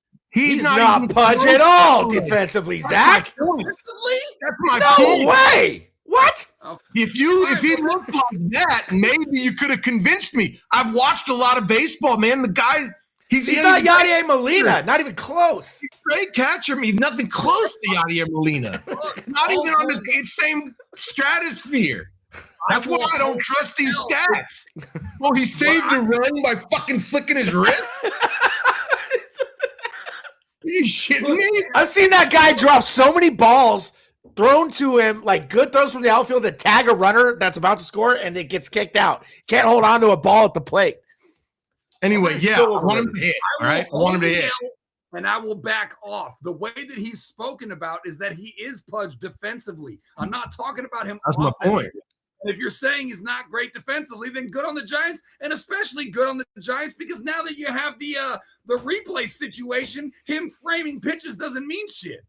I'm not even saying he's not good at defense. I'm just saying it was all based in analytics. I'm saying the eye test, he wasn't some amazing guy. That was my point. I've watched a lot of baseball in my life. The dude just looked like a catcher. 2 of the 3 Molina brothers better than Bailey, says Dave. He didn't look better than Buster Posey all those years. He just looked like a good fucking catcher. Yeah, great. Okay, then let me ask you this. You hardcore Giants fans, why does everybody praise how good he is defensively? If you guys are saying because analytically he has a crazy pop time and it's all this bullshit. It's like he does the eye test. Time? What? What's a pop time? Zach, advanced analytics. It's because he saved 6 runs over 162 games, and the other catchers only saved 3. So he saved 1 run every 50 games more than the other guys. And because he saved that 1 run every 50 games, he's the best catcher in the league. Guess what? I don't give a shit about that 1 run. He's a Farhan guy, Zach. It's that kind of mentality. It's like looking at all these bullshit advanced analytics. Meanwhile, your eyes are like, oh, the Emperor's New Clothes is happening to us live here in person. It's bullshit. All right. Country smooth bullshit. Transition here, boys, because it is 8:25. We of course have gone an hour and a half on only 2 subjects. We could go 5 hours if you guys want. We probably could. I'd like to do the thing that I was the hottest on, and God bless, me and Art have been disagreeing a lot, bickering like an old married couple. But he agrees with me on this. This is the number one thing that I wanted to talk about. I mean, God bless Kerr coming back, running it back, bringing the band back. All that was great. All this Giants talk was great. This is what I want to talk about. And what's funny about this, as you will see over my left shoulder, that man right there, Charles Barkley, MVP, lost to that guy in the finals, much to Artie's happiness and my chagrin in 6 games. That guy is why I'm a Suns fan. And the Thunder swept my Suns. Here's the kicker. I didn't give a shit about it. Like, It was great. I mean, it doesn't matter because the Suns don't have a number 1 pick until I'm going to be 50 years old. So our draft pick didn't matter. And it was good for them to get experience or whatever. And people shout on Booker and Dylan Brooks, who was in the building, by the way, watching the Lakers get swept in their own right by the Thunder because the Thunder just doesn't lose games. Here's what I learned last night that was crazy. You would think my hatred for the Thunder would have came from the Suns getting swept. It didn't. I didn't care.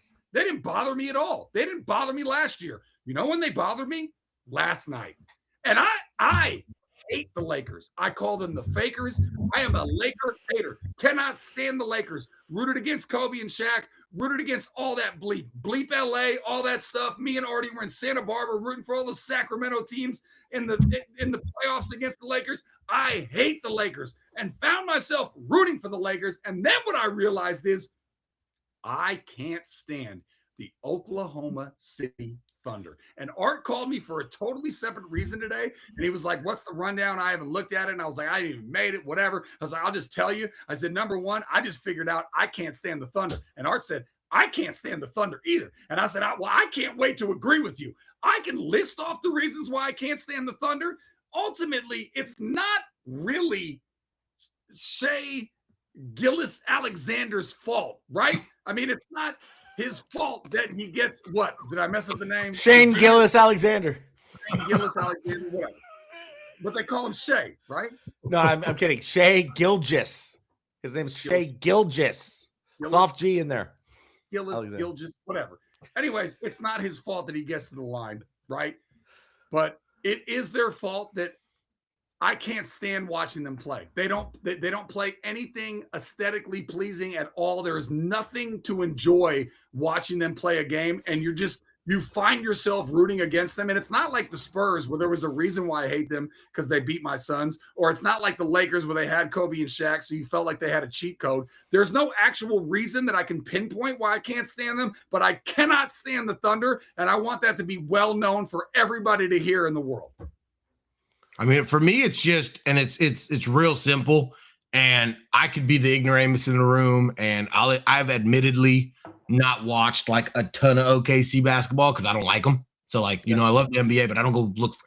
I actually never turn on OKC games, right? So I watch them when they're a big primetime game or a big playoff game or every Warriors game, but I'm not like finding OKC. But OKC ain't fucking the 96 to 98 Bulls or the 92 to 93 Bulls or the Warriors and everybody's out here talking about this is the best team ever.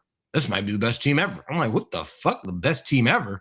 And then everyone talking about they're the newest villain. They're not a fucking villain. They're a bunch of scrubs, man. And yeah, they're winning some ball games, but I'm not buying this narrative that they're going to be. Hang on. They haven't lost a game, Art.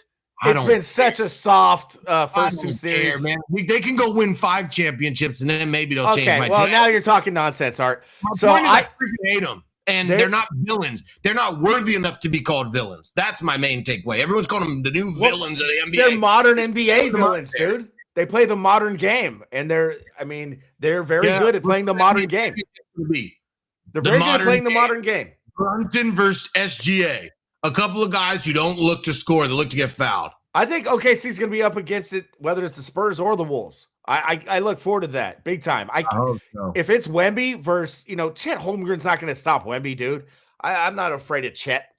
I can't wait for that. You're out there looking like Josh McCormick's. You remember Josh with little legs, Zakariah, if you're out there. Yeah, I can't wait for the Western Conference Finals. I mean, I'm rooting for my Wolves big time here, but hey, put Naz Reid on Chet. Put Jaden McDaniels on Shane Gilgeous-Alexander. Anyway, yeah, they're good, but I don't like them. F them. And the way the clothes they wear, the vibes they give off, they think they're better than they are. The world thinks they're better than they are. Again, maybe I just ain't watching enough. Maybe they are the goddamn 72-10 Bulls. Maybe they're the 73-9 Warriors, but I don't believe it. And everybody here is telling me they're that good. I mean, that's not that good. That's the problem, Art, is that I'm with you on everything, and I want to think that they're not, but they actually are. They own the right to feel everything, even though it doesn't come off to us as likable at all. They are that good. They don't lose. They haven't lost a game. They're like playing with people. And the thing that made me not hate them quite as much is when Shea was getting all that heat for getting to the line all the time.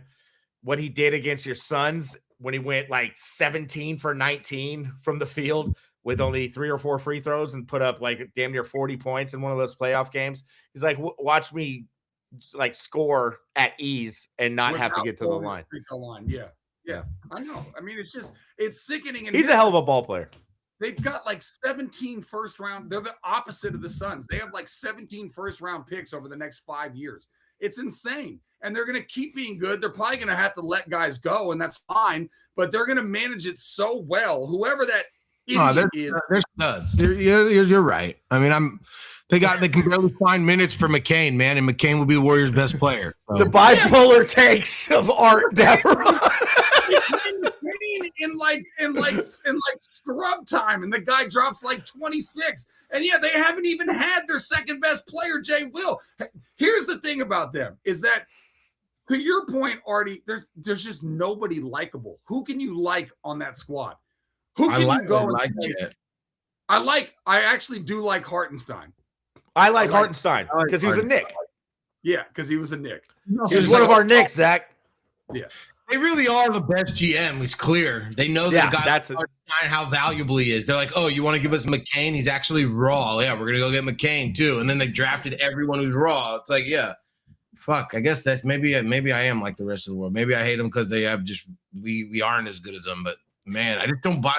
I hate hearing them talked about already in the way they're talked about. That's the problem. They're talked about with the great teams of our life, and they've only been doing it for a year plus. Like, come on. 1 year. Yeah. They're talked about like your Chiefs. Well, Chiefs have the best quarterback in the history of the sport, so that's a little different. Well, that's what people would say about Shea, who's going to get his second MVP. Would they? Shea's starting to build a legacy for himself. Who did he get traded for on the Clippers? Paul George or no? It was Paul George. Paul George. What the Clippers, man? Those guys just keep shitting on themselves. What a horrible organization. Well, they actually lucked out in the. We haven't talked any lottery yet. The Warriors get the 11th pick. That's my favorite number. That could be good luck. Remember the guy's name? I blanked on it, and Jake didn't know who the hell I was talking about. That everybody's saying the Warriors are going to pick with the 11th pick. Everybody's talking about some big wing. They're saying it's easy. Like I don't know. Get him at 11. Yeah, everybody's saying they should get him. Yeah, I have no idea what Art's talking about. I saw one meme about some dude they should draft. That's it. Never mind. Anyway, let's talk about the Sharks. They get a defenseman. I think that might be the move. Are you talking about? Let's not talk Sharks. I'm trying to figure out who Art's talking about. You talking about Nate Armit? Nah. Don't try to figure it out live. I'll find it. You talk about the weak ass. No, I just looked up mock draft, and I don't see anybody in the realm of what you're talking about. Anyways, the Thunder make me sick to my core. Didn't realize it until last night, and it was really ironic for me. It was one of those prolific moments for me where I said, the Lakers are losing. You hate the Lakers. You should be enjoying this, but actually you hate the Thunder. I guess maybe I got love for LeBron. I don't know what was going on, but I realized last night the depths of my hatred. Old head shit. It's because you're an old head. We all like the old heads against the new heads, and that's why you find yourself liking LeBron. It's very obvious. I will root for Kawhi. I will root for LeBron. I will root for Durant. I will root for Kerr. Never they're playing these guys. But Art, Ant Edwards is a new head, right? I don't hate on him. That's because his style, his game is like old school. Exactly. He's got that Curry in him. There's nobody on the Thunder that gives me any joy. Lendenberg out of Michigan. Lendeborg. I did see that. Yep. Everybody's saying they should get Yaxel Lendeborg, and he's supposed to be 13th. Most people have him going 13, apparently, and they're just saying Warriors just get him at 11. I see him going 10th to Milwaukee. Art and Zach, do you know what my favorite part of Lakers versus OKC was last night? No, but please tell me. Your boy on the Suns, Mr. Dylan Brooks, just being the hater of the decade, sitting there like a Bond villain, clapping it up at LeBron losing. Brandon Clark, that made me think of. That's pretty sad. R.I.P. That was shocking. But he OD'd, they're saying, most likely?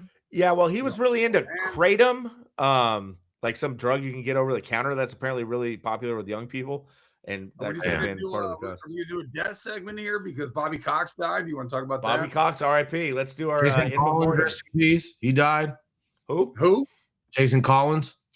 Oh yeah, he just died today too. Openly gay. Yeah. Yeah, he had NBA cancer. He was 47 years of age, young dude, and his brother coached on the Warriors for hell of a long. Yeah. Great segment, boys. Hey, you got to shout out the dead, homie. Your boy Yeah, it's Pac kind did. of like the Oscars at the How end or whatever. long will it more Yeah, me? in memoriam. I wish I would have been another. How long will it mourn my brother? How long will they mourn me? I wish you Dude, I would've remember been me and Zach another. after a game, after like an all-star game in Bronco or something, we couldn't stop doing I shed so many tears. I cried throughout the years. I shed so many tears. Wow, wow, wow. We were just vibing with that track. Let's talk about my Knicks. Jake tried to take him with this fake David Lee thing. They've been my Knicks. They've all You're always Knicks. been my You never liked the Knicks for a minute in your life. You started liking them this year, maybe. You never once mentioned the You Knicks. don't think I like Latrell Sprewell? Zach? You don't like the Knicks? Since when you like the Knicks? bro. Kurt Thomas? Bro, you That's like the my boy. Mets? Are you confusing the Mets with the Knicks? You like the Oh, Mets? Mets? You go with No, the Mets? hang on. Zach's a hang on. New York head. He loves that shit. The Mets love goes all the way back to Strawberry, which is like 89, 88, 86, stuff like that. You like the Mets? Love, well, I loved Ewing and the Knicks. I was rooting for them all the time. I hated a lot. You the Knicks? No, I've never heard you talk about You Ewing and the like. Knicks being a team you liked at all. All right. You don't like the Knicks. Anyway. Were you a big John Starks like fanatic? Yeah, my brother liked those Knicks teams, not you. I remember that. That's how he started getting in the NBA. Charlie Ward fanatic? Yeah, I was a big Charlie Ward, Carmelo Anthony. And you Mr. love your Lynn. Knicks, Zach. I know you do. You love your Knicks. Anyways, Amari and Amari. they set a record for most wins by over 25 points or something like that in playoff history. And they also did 2 closeout games on the road by over 35 points, which is just ridiculous. I don't know if this is sort of emblematic of how bad maybe the Eastern Conference is, or do you think the Knicks are that good? And do you have them pretty much cemented whoever comes out of the 2-2 series between the Cavs and the Pistons? I absolutely have the Knicks rolling either of those teams. Have you seen the odds on whoever comes out of there versus the Knicks yet for the series? I have not, but I know that the Pistons will have home court advantage if they win the series. Yeah, I'm just not Pistons almost lost to the Magic. So Yeah, I'd love the Knicks to win. It'd be great redemption for guys like Jalen Brunson and Karl Anthony Towns, and then it would be fun for guys like Josh Hart who play the game the right way. But Karl Anthony gets hated on so hard. Brunson, he's got his fair share of not being a 1A superstar. So, yeah, that'd be pretty dope for them. They got cool role players. Yeah, that'd be cool if they win it. Man, the Dubs should have went after Cat when we Lee had the deserves chance, one, like too. you said. Spike Lee deserves one. Let's get Spike one. Yeah, that'd be dope. Let's get Ben Stiller one. Let's get my boy Timmy Chalamet one. Let's go. Who is this Timmy Chalamet you guys keep talking about? I know he dates one of these Kardashians, but what did he like famous for? I'm so glad this came up. Jake, What's he famous for, though? What is he famous for? Who is the guy? Okay, he's probably one of the top 5 most famous actors in the world currently. What does he do? What's he in? He's in the Dune trilogy, which is incredibly famous. He won an Oscar for playing Bob Dylan. Don't even know what it is. All right. What is amazing as Bob Dylan. He's in a thing called Dune that I should check out. A thing called Dune. You've never heard of Dune? Dune? Like Doom, the video game, but Dune? D-U-N-E. It's a sci-fi group of course of novels. Dune. Okay. Well, he's been nominated now for multiple Oscars. He played this. Yeah, he won an Oscar for playing Bob Dylan perfectly. It was an amazing performance. Rags has never heard of him either. God bless Rags. Lovely.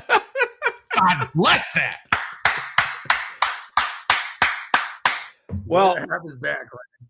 Yeah. Good. Thanks for being a good supporter of Art there, Rex. I mean, remember when Art said he didn't even hear of the Summer Olympics? Dune. Like, I'm supposed to know him so much from Dune. What else? Anything You else? didn't know the Winter Olympics either. Just give me, is there anything else? Or is that it?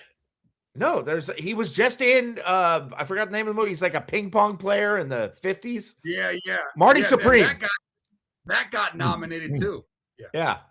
I mean, the guy's been around now. He's in that movie with Army Hammer that got it was like a Army gay film. Hammer. Yeah, Just like Army Hammer's his name? You don't know who Army Hammer is? Of course not. Army Hammer? He was in Facebook. He played the Winklevi twins, the Winklevoss twins. Why would anybody watch Facebook the movie? I never understood that. You watched Facebook the movie? It was like I think that won Best Picture. The Social Network.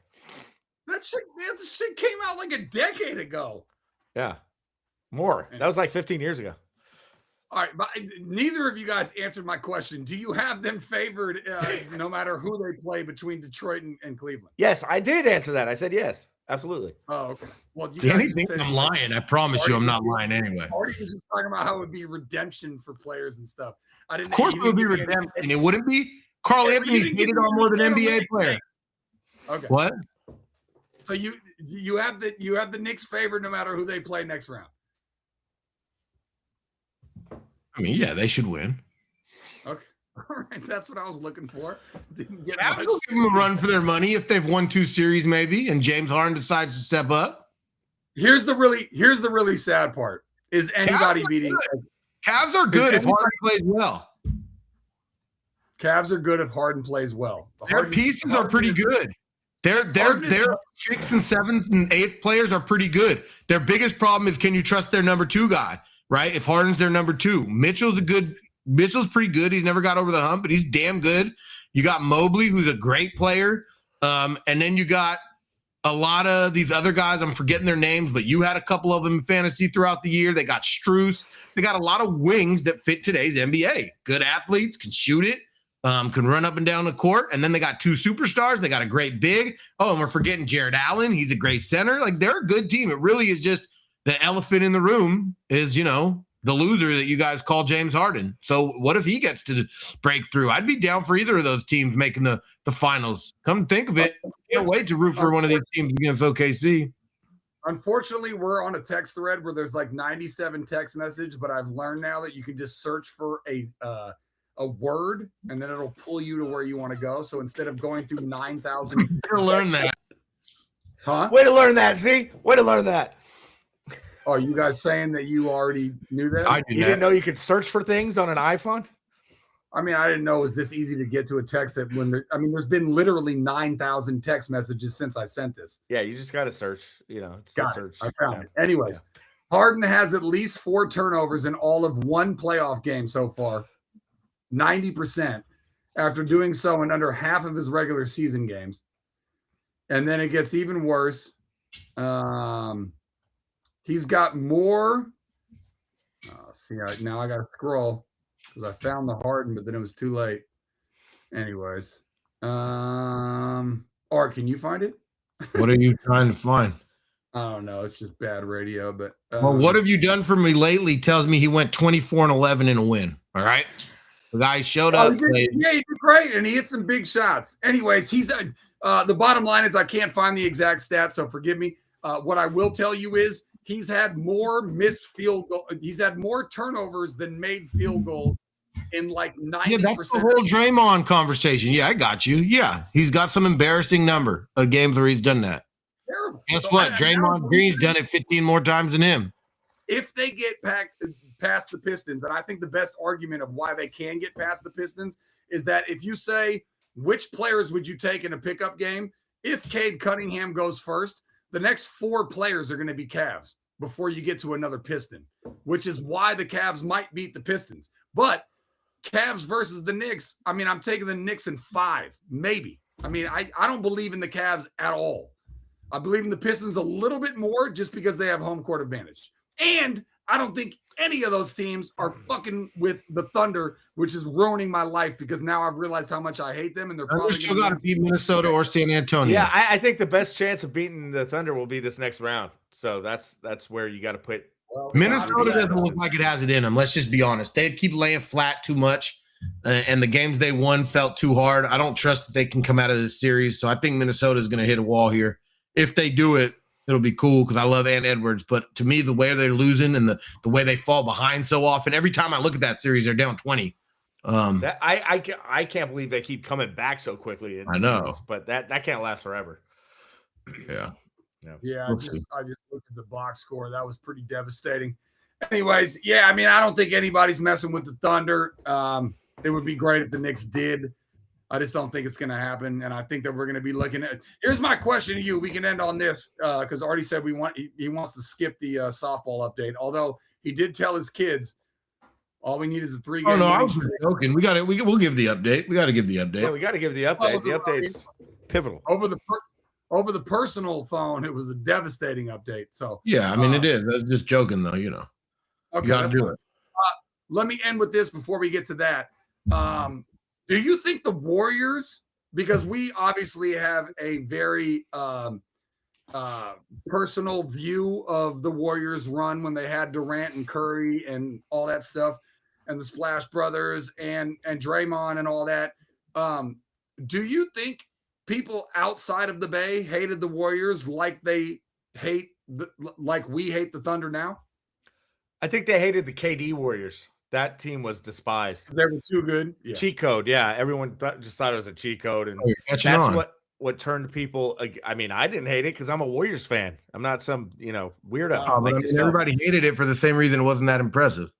Smart, Jake. Smart, Jake. Okay. Yeah. When your team gets to a point where they can sign the biggest free agent in the game, that's something to celebrate and enjoy. Just like you are to Joey Flannery's house when you were in, that's the type of stuff you like. When you were running those plays in Tecmo Bowl, Art, at Joey Flannery's house, when you were running those cheat code plays. I was the opposite of the cheat code. That was workman. Mark Bavaro. I was going for 7 yards of grind, manipulating clock. You trying to beat me with the Giants. You go beat the Bears, I'll whoop you. Go beat the Niners, I'll whoop you. Pick a team. I'm going to put Mark Bavaro down the field, baby. Yeah, you cheated the game. Were you apologetic about it?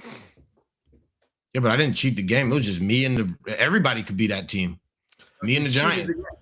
You cheated the game. Anyway, Rockin' new era. What up, homie? We got a big Giants update here. A double from Elliot Ramos. There's no outs. We're in the top 7. We got to keep everyone up to date on the big Giants Dodgers series. Viva los Gigantes. Down with the Doyers. Mr. Ramos got his numbers looking way too kind of legit. Ramos has talent, man. He's not quite. He doesn't get quite as cold as the Adamises and Chapmans of the world, even when he is cold. Yeah. And I think he's just a solid all around player. He makes some base running errors. Version of Pedro Feliz. I think he's slightly better. Pedro Feliz would hit. Yeah, he could. I mean, he hit like 21 jacks. He maxed out at 22. Yeah. He hit 240. Didn't walk ever. He's pretty Elliot Ramos-esque. He hit 240 back when hitting 240 was not a good thing. Now that would be a solid average. And Ramos is hitting 280 right now, so yeah, maybe that's some disrespect. Yeah, Ramos is a little better. He's an all-star for crying out loud. Dude made the all-star team. Did he? We were struggling, huh? Yeah, it's rookie year. He was an all-star. Oh, base knock. Who was that? All right, we got Elliott on third. That was a single by Adames, by your boy Willie. Now we got Mr. Bryce Eldridge up. The feared pinch hitter, the big lefty. He's starting tonight. Our boy Hauser went to work, huh? God bless him. God bless him. Impossible to cheat at Tecmo Bowl. Yeah, me and Ian and my bro had epic Tecmo Bowl battles. Shout out to those days, Danny. Those were pretty fun. Dude, I remember we had epic Madden rushing attack games, me, Zach, and our boy Sam Bunn back in my Emeryville place. Yeah, and talk about cheating. Zach's hands hella bigger than mine, and I'm fucking wondering like what was going on. And all of a sudden I realized I had to fucking move my hand to do it. This fucker's finger was just flicking it. I was watching his big ass finger. He wasn't even moving his hand. He was flicking his goddamn finger, hit stick in my ass. I'm like, dude, I gotta take my hand off the controller to hit stick. You're out here flicking your goddamn pointer finger, and one of the most. Okay, this was back in the day in our 20s or whatever, and this is probably when I was smoking more weed than I do now or whatever. But one of the most ridiculous things that Artie brought to light is one day is he just looked at me and he was just like, "Hey, dog, you realize you're cheating this whole thing?" And I'm like, "How?" He's like, "You can just use your hand to flick the hit stick." I was like, Guy has his whole hand here. Yeah. He didn't have to do anything. This finger is just hit sticking. I had to move my goddamn hand off and go like that to his stick. That's a big difference. I mean, so that shit originated. Zach brought it back to his crib, to Bill's Bar and Grill. It originated, I think, with me and him in Emeryville with Sam, and that's where he mastered his craft. No. Yes. I don't know where it originated. I don't. No, it definitely originated at my house, Zach. That's a game I brought from college that no one played before me. It got blown up there, but I don't think it originated there. No one played rushing attack out of our friend group until I brought it.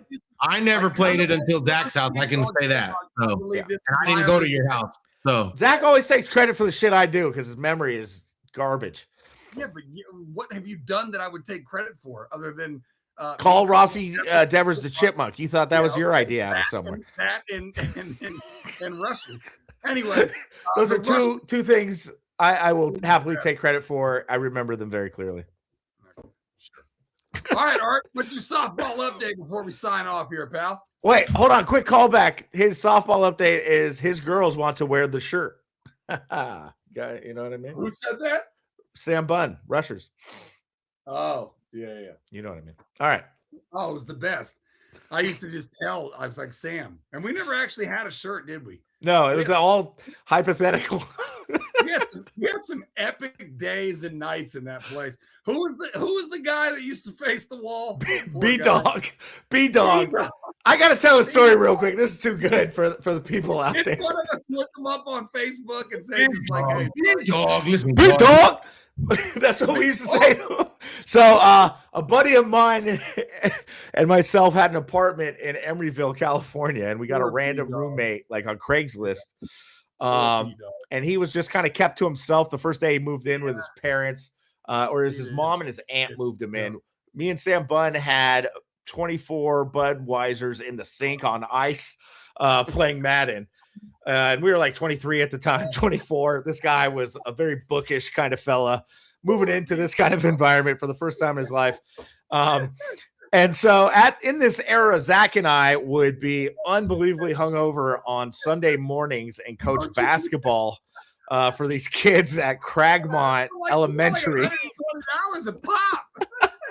And just, make a hell of a quick cash flow coaching hoops to some elementary kids next to his house off Marin there in Berkeley Hills. Those are volunteer jobs. No, we got paid big. And we got under the table big, and then we'd hit Chevys. We'd hit Chevys in Emeryville, which is now RIP, and just go ham on margaritas, beers, tacos, the works. Move it back over to my house in Emeryville, my condo or whatever it was. Are you teaching anyone in hoops? Jake had the people. I had the drills. I got the classes together. Zach kind of coached, and I just kind of yelled at him. So there's your footwork, Joe. Yeah, exactly. I was the pep guy. I gave him a little scolding when they needed it, kind of motivate him. And then we'd go home to Emeryville, play rushing attack on Madden. Me, roommate Sam Bunn, and Zach. Already 3 sheets. This poor kid who was renting out a room with us would say, hey guys, how you doing? What's going on in here? We'd just have more Budweisers at 24, 30 plus, whatever, just all over the room, all over the living room. For one of the first big screen TVs in like 08, whatever this was. And Zach would be like, B-Dog, you're interrupting my flow. I'm trying to play rushing attack. You talk again. You're taking a timeout. You're sitting in that chair, and you're facing the wall for 10 minutes, B-Dog. And B-Dog said, oh, sorry. Zach said, that's it. You just said, oh, sorry. That's talking, B-Dog. B-Dog, I'm going to have to get you in that chair. You're going to have to face the wall right now. You're on timeout, B-Dog. Don't talk. Don't talk, Brian. Don't talk, B-Dog. Dude sat in that chair and faced the wall, scared for his life. I swear to God, for a long amount of time. You guys sound like asshole. It's a huge asshole. No, he made me out to be worse than I was. What it really was me ripping into Sam being a CSF, mother bleep in English, piece of bleep, P-word, you know what I'm saying? A bunch of stuff. It was all about rushers. Since we're on rushers, what was your ultimate team? Because I'll tell you right now, nobody liked the Eagles more than Bill. You give me Westbrook and whatever that linebacking crew was on defense. I think everybody liked them. That was the first thought I had when I thought of that game. I'm thinking Sean Alexander. I don't know if that was that was the earlier version. Yeah, but no, he was good. He was slow though. He was slow. Yeah, but his straight arm would like fuck people up. Yeah. No, he was dope. I think he was the best. I think he got MVP that year. And AP was in rushers, I think. Yeah, AP was a cheat code. You know who I liked if it was your third shot? Did you guys do the whole thing where you got 3 chances? Oh, yeah. We did that. That's the 3. Shot. Yeah. You know who I liked if you got him late? Because I wasn't picking him early, but I was happy to live with him. Deuce McAllister. You give me big Deuce in New Orleans, I felt like I had a punchers. Yeah. Solid. I felt like I'd find a way with Deuce. I would get Deuce. I'd say, okay, let's go to work. I'd roll up my sleeves with Deuce. I would have spun it again. Who was the Chiefs guy? Because I like No, that's my point. I said if I ended up with Deuce.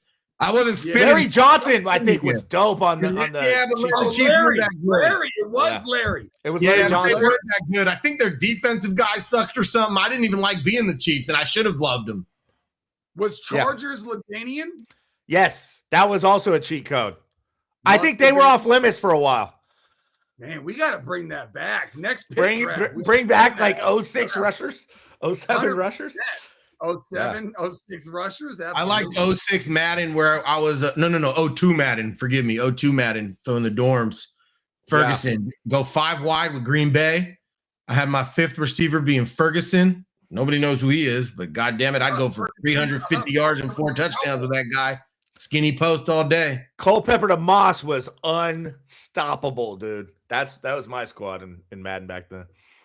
All right, what's our Culpepper should be a defensive end when his career started going downhill. Totally. Him and Jamarcus on some D line somewhere. Yeah, he said, "Give me these guys, put them on the end." All right, how's softball looking, Art? Softball, how's it looking? Overall, the outlook looks bright. Overall, I like where we're headed. We got playoffs starting next Monday. The unfortunate thing is we are most likely, well, let me not speak it out of existence. I'm going to not speak it out of existence. So ultimately, we had what felt like the biggest game of the year. Monday night, last night, my brother decided to come out for the first game of the year. Even before I knew he was going to come out, in my head, I was joking with him once I told him, like, this is the pinnacle game of the year, man. We got 5 wins. If we win this game, so let me back up again. Heading into this game, I realized we had no chance at the 6th seed. So we're in the play-in. But then I realized how important the 7th seed is. We need to become the 7th seed, because if you're the 7th seed, you got the right bracket. If you're the 8 or 9, you're in big trouble in Little China. Okay, we don't want the 8 or 9. So I'm thinking this is a perfect game. We got mercy ruled by this team before. We're coming off a 3-game win streak. I'm feeling swagged out. I'm thinking the Wildcats are a contender, and I still believe we're a contender. And the next thing I know, we get mercy ruled again Monday night. 6-2 Giants. Who got the hit? Jung-Hoo! Of course, Jung-Hoo, the most hated on, but the most real. He keeps it real, man. He's just a ball player. Anyhow, we got whooped 12-0. It was bad. They asked if I wanted to play more. I said, absolutely not. And then my assistant coach said, come on, man, let's get the girls a little bit more practice. I said, all right, man. Got to get reps in, Art. Got to get reps in. I thought maybe a little lesson. If you show up like this, you play for 30 minutes and you go home, right? You can't show up like this, all right? Instead, after I rubbed that off, I rubbed the real anger off. I just, the post-game speech was pretty good. I felt like the girls were starting, we did a fun thing because I didn't even give you part of it, Bill. I think about how deep I want to go in these, man, because you're like giving up people and you don't want to say too much. Let's just put it this way. We had a situation where a decision I made resulted in a girl crying for about 20 minutes straight. And it was just being moved out of, she got taken out as the pitcher. And, that was 2 games ago. Did I talk about that last time?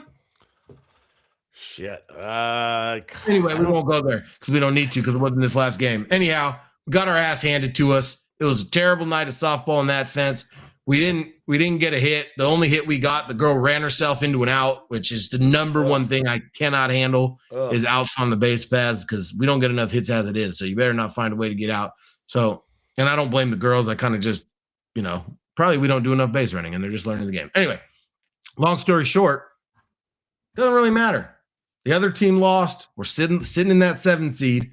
And so I tried to keep the spirits high. So I walked up to that team, erased, said, hey, big smile on my face. We erased tonight. I didn't give any sort of pep talk about how bad. They didn't need to hear how bad they played. They know how bad they played. It was all they all knew. They all missed a pop-up. They all missed a ground ball. None of them got hits. They know what happened.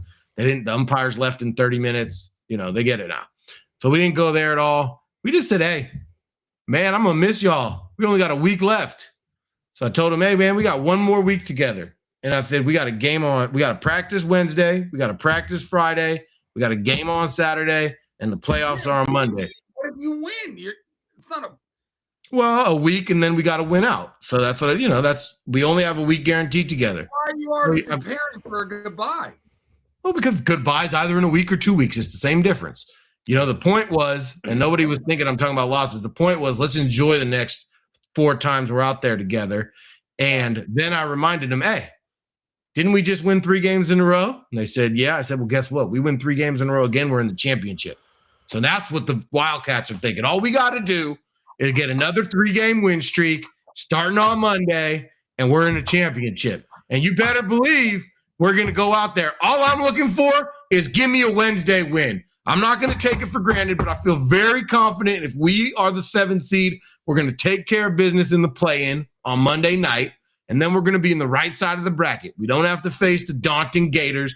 We go through the right side of the bracket. You give me one upset, that's where miracles are made. Then we get to take a whole week off if we make that upset, and then we play the following Wednesday. That'll give us 2 more practices. That'll get swagged out. We'll be like, hey, we're in the semifinals. All it takes is 2. So we're going to go out there and get 2, get in those semifinals. Nice. That's the plan. It sounds like you channeled your Tony Vitello. Nah, man, I channeled my Dusty Baker, my Bruce Bochy, Anyhow. Yeah, that's it. See how we go. How's your confidence on getting a W in the play-in?